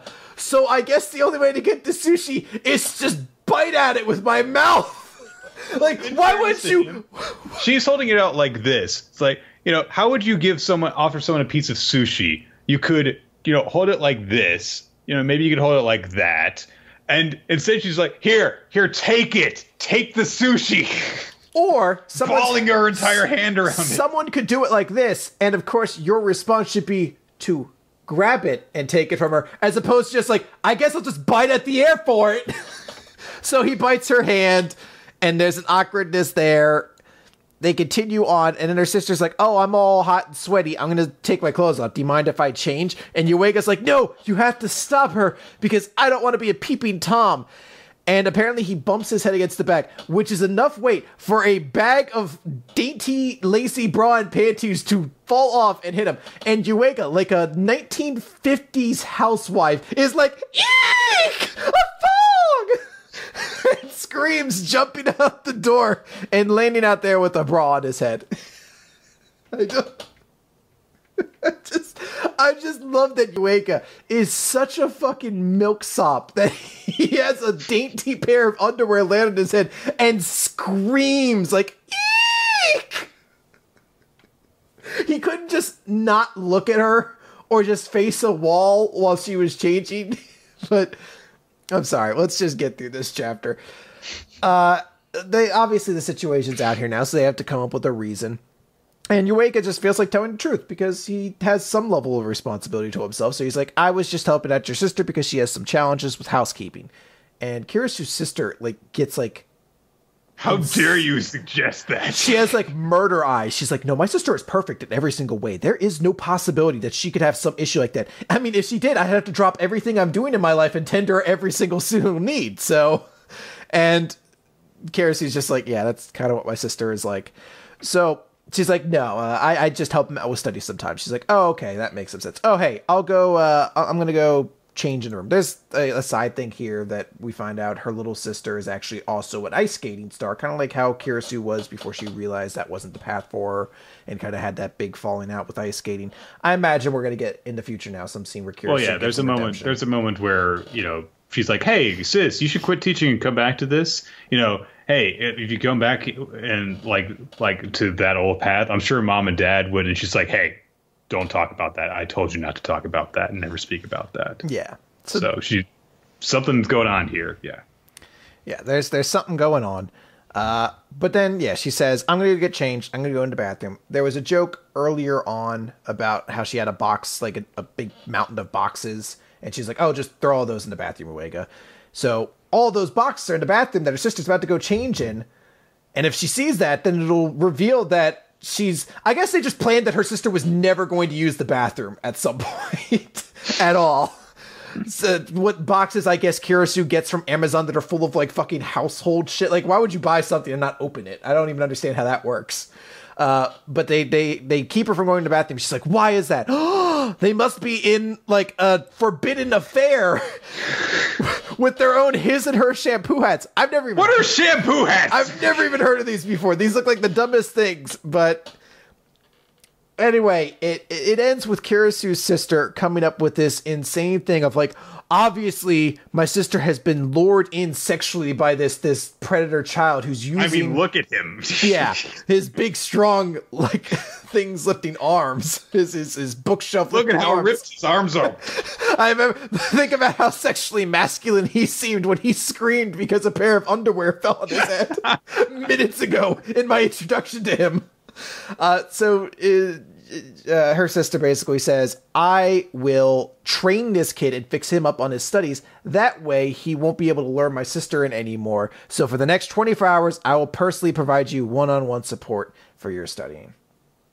The way that she goes, this conclusion that she draws and her conclusion on what she needs to do is so fucking weird and is the most, look, I needed to add a little sister character to the harem, all right? Get off my back. But just because she's immediately just like, clearly they are in a sexual relationship, a forbidden affair where they are practically living together. Oh, he is luring her away, and she won't be able to go back to ice skating because of this man. He's the reason that she can't follow her dreams. So, using my feminine wiles, I'll make him forget her. Nick, Ugh. I am being punished for saying that this is a better series than Nisekoi. Some cosmic force has aligned itself to it. 2 chapters in a row of the most, what the fuck were you talking about, Chris? Some of the most like, hold on, we were too good. Let's bring it down several notches. It's such high faith. I don't think the series is like turned a corner and bad. It's just, this has been a sequence of some of the worst of what We Never Learn tends to do. And I'm hoping we can get away from this. Although we won't, because next chapter is clearly going to be the follow-up for this. It's going to be the follow-up, right? But hey, before long, eventually fucking Uruka has to get another chapter, so... Let's go to the Promised Neverland, chapter 69. Introduction. Sexy. The sexiest chapter of We Never Learn. Or the Emma failed last time. Jake and Manga are dead. She couldn't save them. And she's just kind of like going over things in her head. Really, really angry about Luvis and the other demons, what they're doing to them, playing with them, treating them like toys, even like with the chance for them to fight back. It's all for their enjoyment. Until the one kind of scowly kid comes over to her and is like, listen! It's right across the back of the neck. And they're like, hey, I let you do what you wanted this morning, so now you have to do what I want. If, run around saving people from demons is what Emma wants, I guess, then yeah, I guess she owes you something. And leads Emma to a windmill-looking building.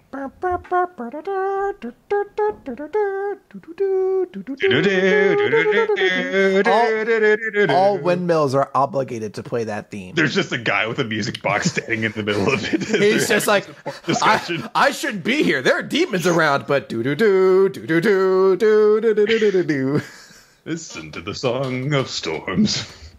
Oh, best song. So,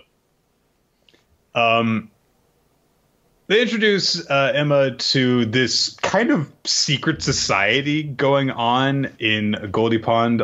Basically, all the people who are in on what's going on in the demon world, as opposed to the random victim kids. And so, a bunch of introductions go around, but we'll, skip all that for now because nothing really important happens except their leader's name is Oliver, and he has a black streak in his light hair. Hold on, Nick. I think there's something actually very essential. Which is that the kid introduces herself and is like, and my name is Violet. And Emma is like, so you are a girl. I love that Emma shares our feelings of relief of like, finally I know what gender you are. Like, hey, she's like, you're a girl. All right, finally. I don't know why. It was very irritating. I couldn't figure it out. I don't know. You kept like not giving your name and shit. I don't know. It was annoying.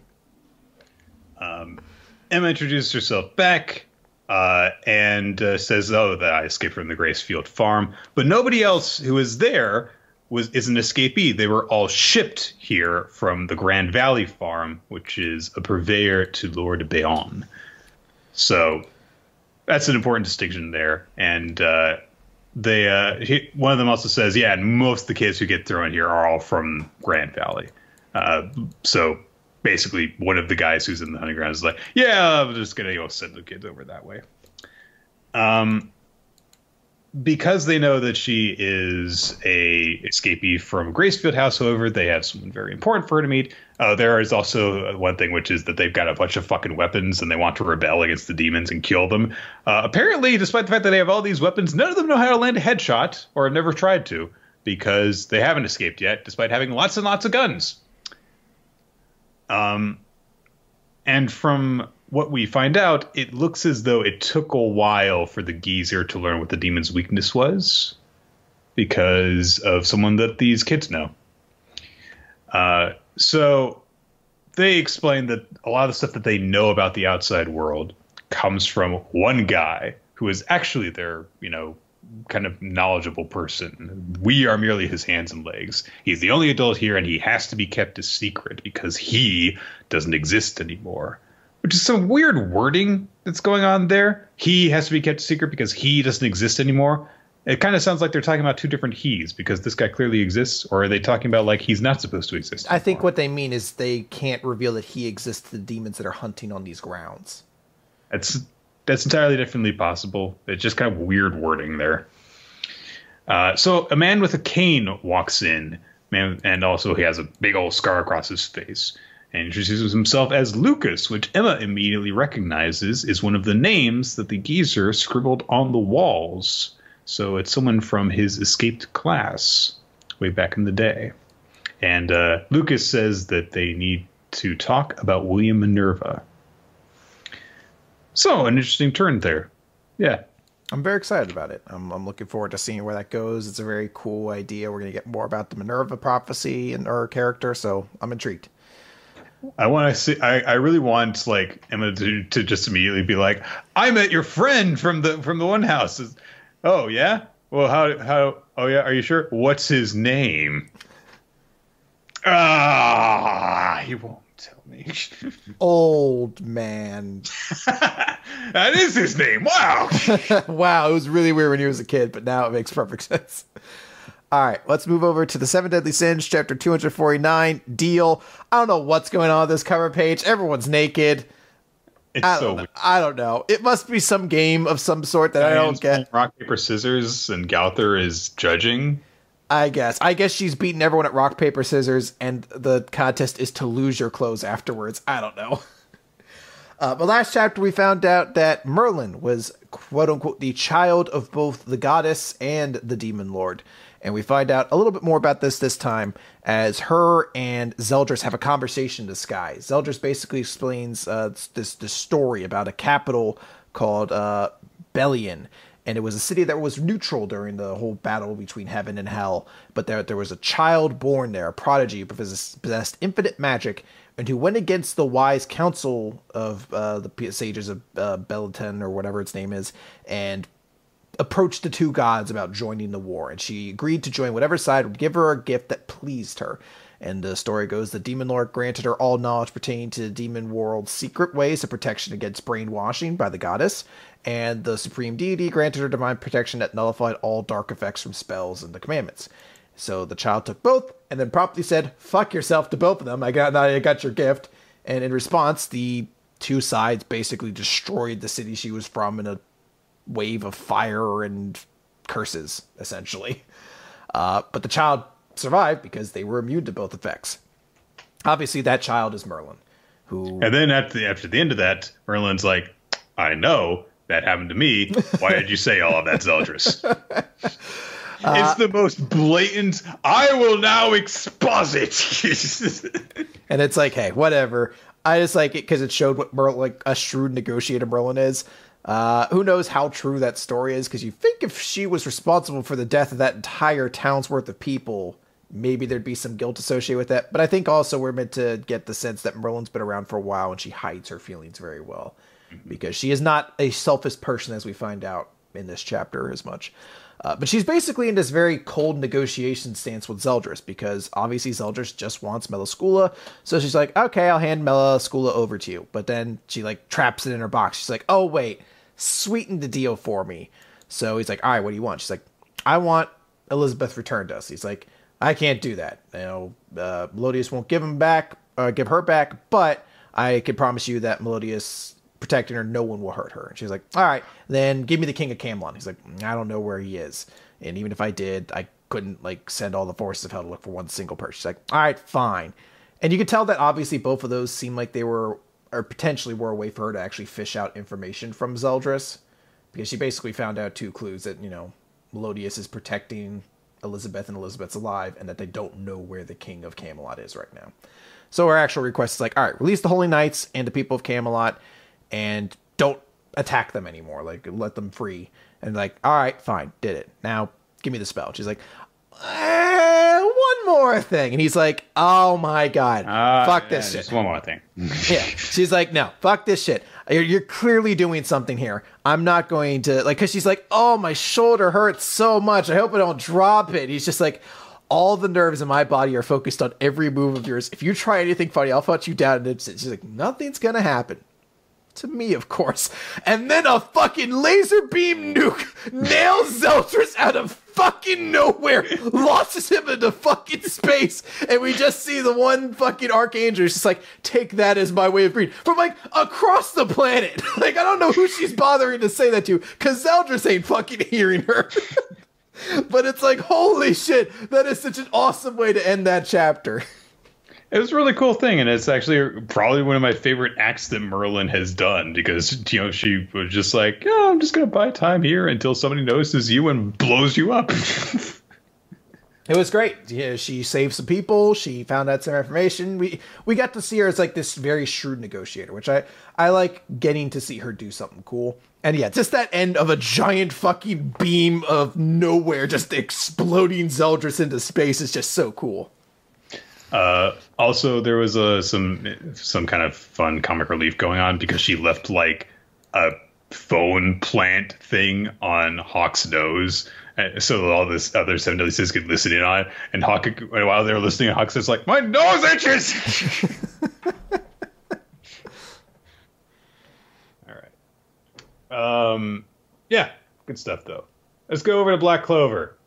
Page 139, the Black Bull's hideout. The previously defeated but not killed members of the Eye of the Midnight Sun have showed up to cause trouble. They're looking for something, as one of them puts it, and they're going to smash stuff up. The only ones that are standing in their way are Gauche, Gray, pardon me, and Gordon, whose name I keep on forgetting. The 3Gs. So... You think that should and be Gauche actually does name? helpfully point out, like, the captain's gone. He said he has to go and do something. The others, I don't think, are going to be back soon. And with this, every member of the Black Bulls is accounted for in terms of they're off with the Royal Knights, or they're part of this group the guy's just talking about, or they're actually there. So there's actually a nice little bit of information that is put there. Well, we're still missing one, aren't we? Which one is that, Chris? Victoria? Veronica? What's the witch's name? Vanessa? She's in that little shot right there. Vanessa, Charmy, and Magna are all accounted for in Gauche's little thing. The rest of them are going to be back anytime soon. Oh, okay. All right. So they established Vanessa's there. All right, got it.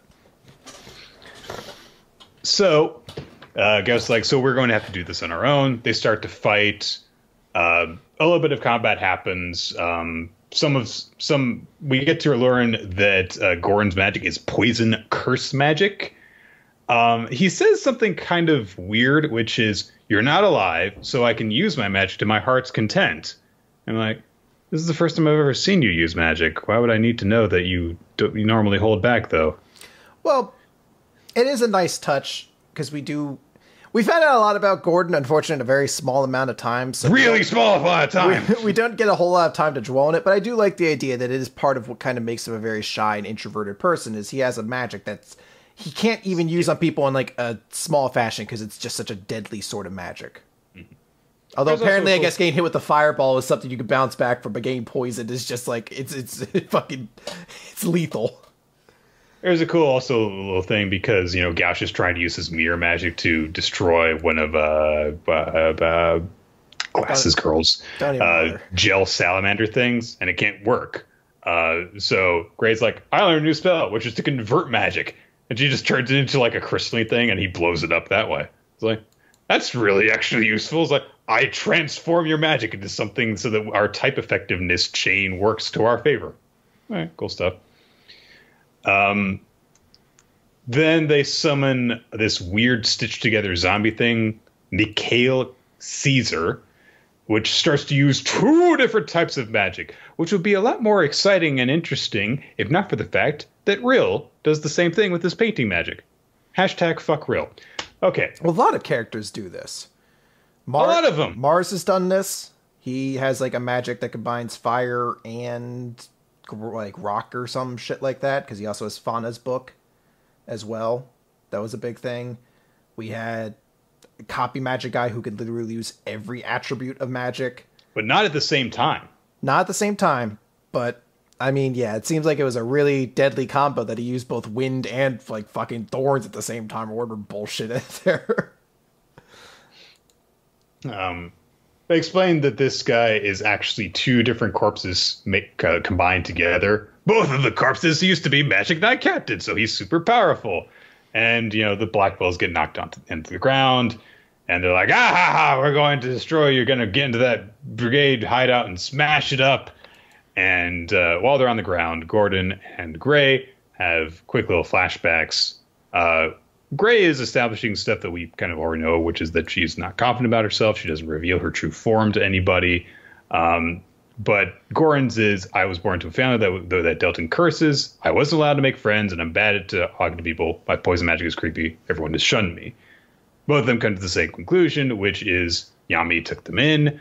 This place accepted them, and they were able to make friends through this place. And so they stand up and like, we're going to protect our hideout.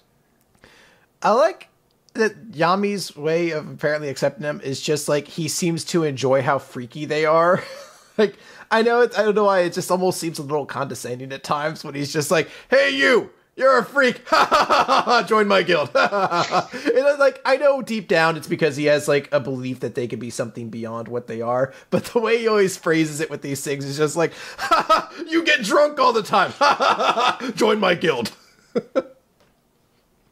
Also, some of the memories that they have at this place are really weird. Like, Gray is like, they I got hung out with people. Like, I imitated this one, and I entertained Magna and Luck by turning into this cow thing. But Goran's like, hey, I remember that time that Magna and Luck dressed me up like a corpse. Like, what the fuck? They're laughing at you, not with you, dude. I remember that time I was asleep and they fucked with me. Oh, my friends.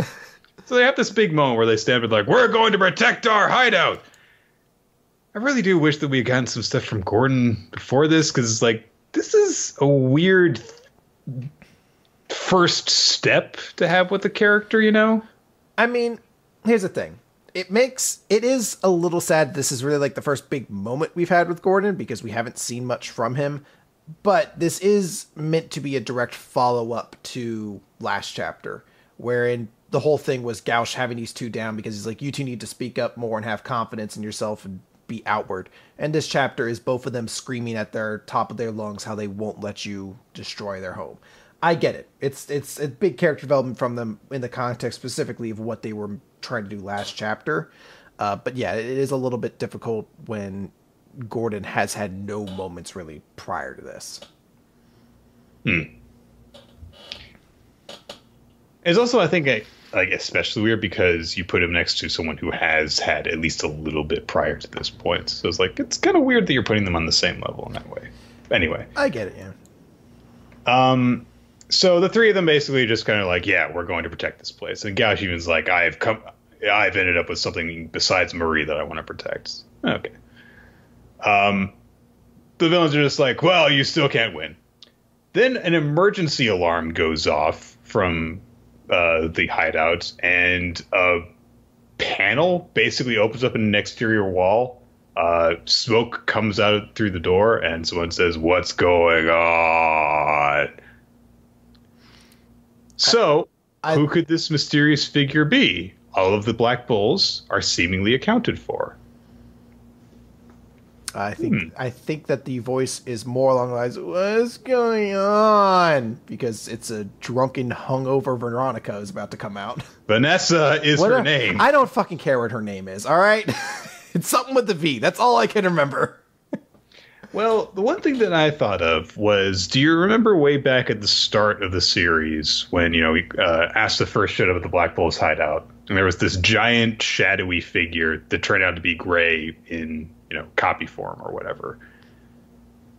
Maybe she was copying somebody, and maybe that person is this person. It's a possibility. Personally, I think you're overthinking it, and it's Vanessa. Apparently, there is a long-haired figure in the background of several past chapters. It looks like Bedhead. It looks like Vanessa got really drunk and she's about to walk outside. It's not Vanessa. I don't care what her She's name not is, there. Nick. She is. She's there. No, she's not.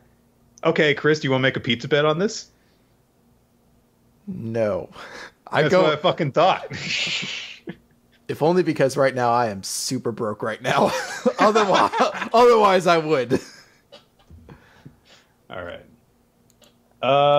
Okay, then we'll finish up with One Piece. Chapter 890, Big Mom on the ship. Big Mom is on the ship, on the Thousand Sunny, really fucking stuff up. She starts to actually, like, tear parts of the ship up looking for the wedding cake that Prospero said was, the Straw Hats had. So Jinbei, of course, is just like, there's no cake on this ship. And Big Mom's like, no, that can't be true. My son said it would be here. If it's not, then I will have to take the life of my eldest son with my own hands. I love the way that she phrases that. She said that she told Prospero that if he was lying to her, she would kill him. But now it's just like, if he lied to me, I'll have to kill him. Like, instead of obligation now. And of course, Prospero is freaking out with this, like, wait, she still remembers that? How cognizant actually is she? She pulls some big combination stuff using Napoleon, and I believe that she is combining it with Prometheus fire, turning him into a flaming sword. Yep. Which Jinbei blocks using some armament hockey. But then she just kind of swings the sword and knocks him off of the ship and into the water, and then starts to really smash stuff up. Her hair is setting stuff on fire, breaking big parts of the deck. And it gets to a point where Nami is worried that she's going to go into the area where Kara is resting and helpless. But before that can happen, Chopper manages to get in the way. He uses his guard point in order to stop her from harming Nami. Brook is panicking because the ship is now on fire and they need water, which is helpfully supplied by Jinbei. He comes out on this big wave of water, puts everything out, soaks up Big Mom, and also, of course, injures Prometheus because he had made a fire. And then he punches Big Mom really, really hard. He uses his fishman karate to knock her off of the deck of the ship. Zeus catches her. And then, of course, he's just like, hey, keep going. We've got to, keep on moving. And before Prospero and everyone can catch up to us. Big Mom decides that instead of searching over the entire ship, she will cut it in half and grows Napoleon really long so that she can cut it in half, like, horizontally as opposed to vertically. Nami unleashes more of the little thundercloud balls that she used to lure Zeus away some time ago. And he's like, hey, come on, I summoned a whole bunch for you to eat. And Zeus is like, ooh, I'm not falling for that again. Shoots a big bolt of lightning at her. And everyone freaks out because it looks like she's been fried into a skeleton. And then it cuts away and it turns out that the lightning struck Brook instead. Which, honestly, I think is my favorite part of the entire chapter. And Brook has a pretty big badass moment because he's like, I don't have flesh to sear, so your lightning has no effect on me. And then he says that he's going to take charge here. Big Mom's like, your sword can't do anything to me. And Brook is like, well, how about you let me see your undergarments instead then? It's like, why would you? No.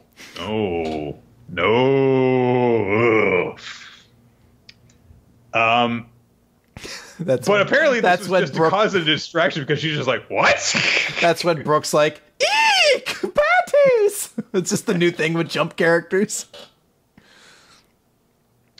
He dashes across the ocean, dashes beneath Big Mom and Zeus, cuts Zeus in half beneath Big Mom's feet, and then he says from the very start, our target has been you, Zeus.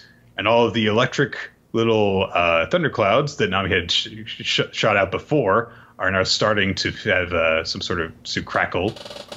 And Nami says, "Now release your charge." And huge blast of lightning takes all of them out.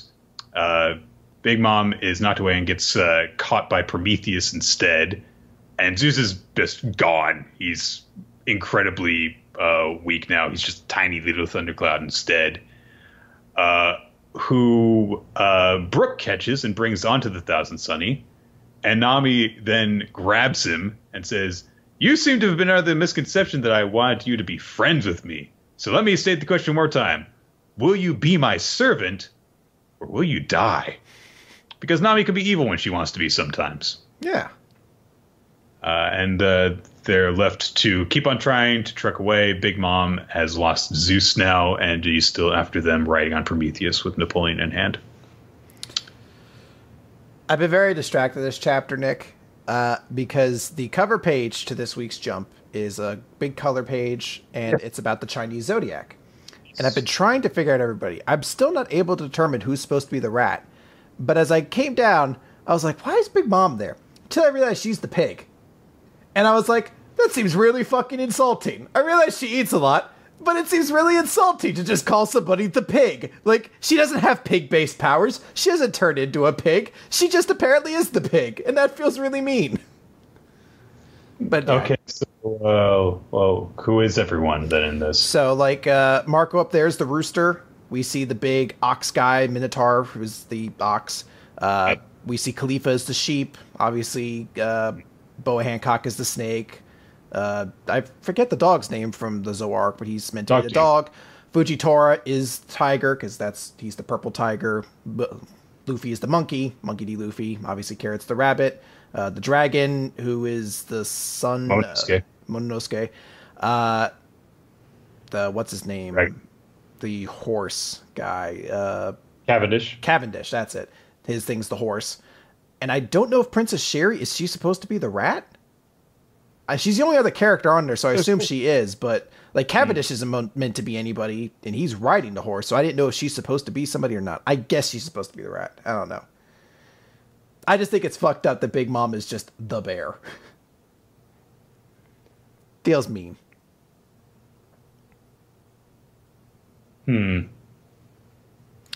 I want to note, I'm sorry that I guess that she has to be. I guess she has to be the rat. No, she is, because no, because the rat rode on the ox in order to win. Was the thing. She's riding on the dragon instead. That's different. I think she is. Look, I want to apologize because this was an extremely cool chapter where we got to see Brooke and Nami have an immensely awesome moment, and Jinbei kick all sorts of ass. Jinbei looked so cool that it was that moment where I realized, like, I never realized I, like, wanted you on the crew, but now I can't visualize the crew without a character like you in it. Like, it's such a great moment to realize, like, how perfectly he fits into this crew without it, like, being obvious. And just an immensely cool chapter. Like, Big Mom herself looks so fucking terrifying in this. But yeah, it's just a great, cool moment. People trying to give me shit for things. I really love that first shot of her tearing the ship apart, where she's like leaning down and ripping stuff up. It makes her seem really where is Frankie going to get more atom wood to rebuild the ship with? You remember, Nick, atom wood, the specific type of wood used to build the Thousand Sunny? Yes. I love this chapter. It's a very cool chapter. Everyone got some really cool moments in it. My ADD went off right there. As you can see, and I sat there trying to fucking figure out who everyone was.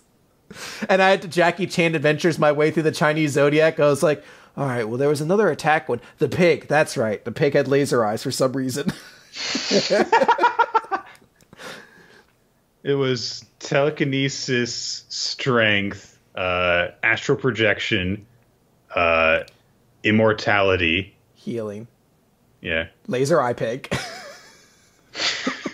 invisibility, speed, life to the lifeless, or motion to the motionless. Right. What was the monkey? Change. You could change things into animals. You could shape change, basically. Okay, and then and then and combustion, and and then yes, I-beams for the bake, which were used to make chocolate. Fucking detail. Okay, so that was One Piece. Yeah, One Piece was great. I'm sorry. Really great fight scene. Let's name our favorites this week. The tiger was the balance between good and evil. What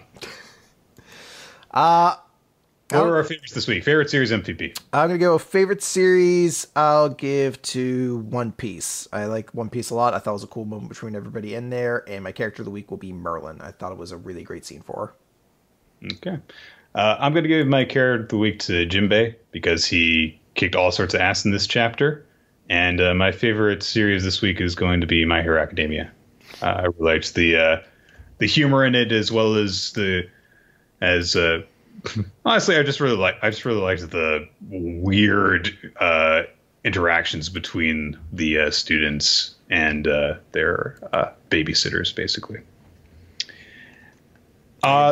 So we did Komi-san wa Komi desu in preparation for this week. The recommendation that we're going to be working on next comes to us from Mulder. The series is called Helck. I think it's called that, at least. It's spelled Helck. The premise of the series is that the most recent king of hell has been defeated, and to decide the new demon king, there is a tournament being held, and one of the entrants is a human who claims that he wants to become the king of demons in order to kill the rest of humanity.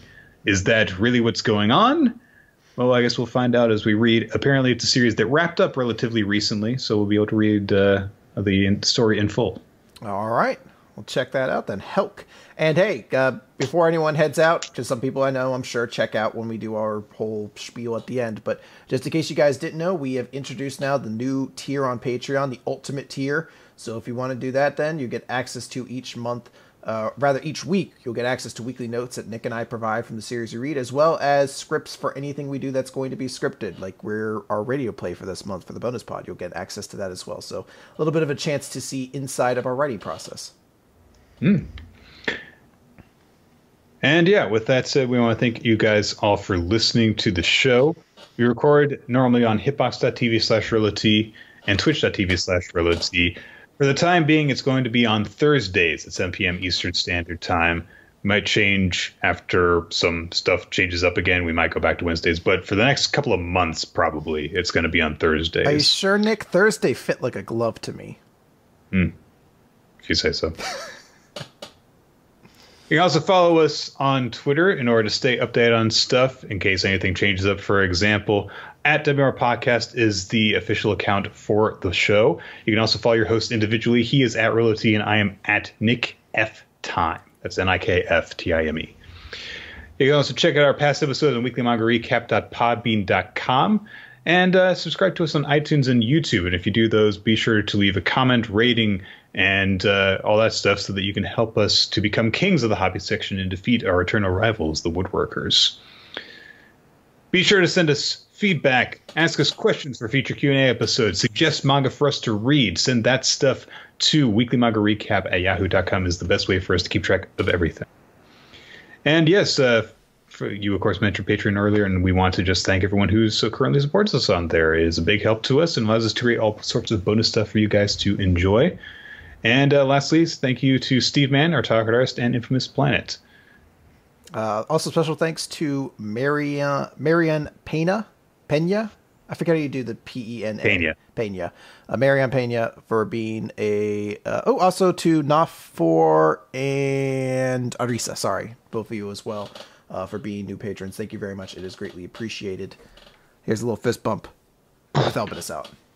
Someone's like, "Oh, my mouth!" I'm like, "Uh-oh." Nick, I'm sorry. You take the blame. That's it. Well, I guess see you guys next week. Yeah. Before we head out, Nick, I just want to let you know something. I want to get your quick feelings on this. This is some breaking news, impromptu hot take. Nick, they're introducing a new Korean superhero in a Marvel video game to give like more diverse markets. And she's a pop star for Korea. Okay. Her name is Luna Snow. Is that name way too lame for a superhero, or is that just me? It does sound like a pop star name, though. Does it? I keep feeling like maybe it's a name that sounds really good in Korean, and then when it just gets translated over here, it's like Luna Snow. That's lame.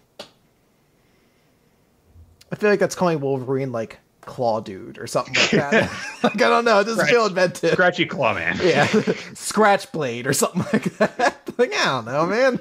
Come on. All right, that was our hot take on the new superhero Luna Snow. Goodbye, everybody.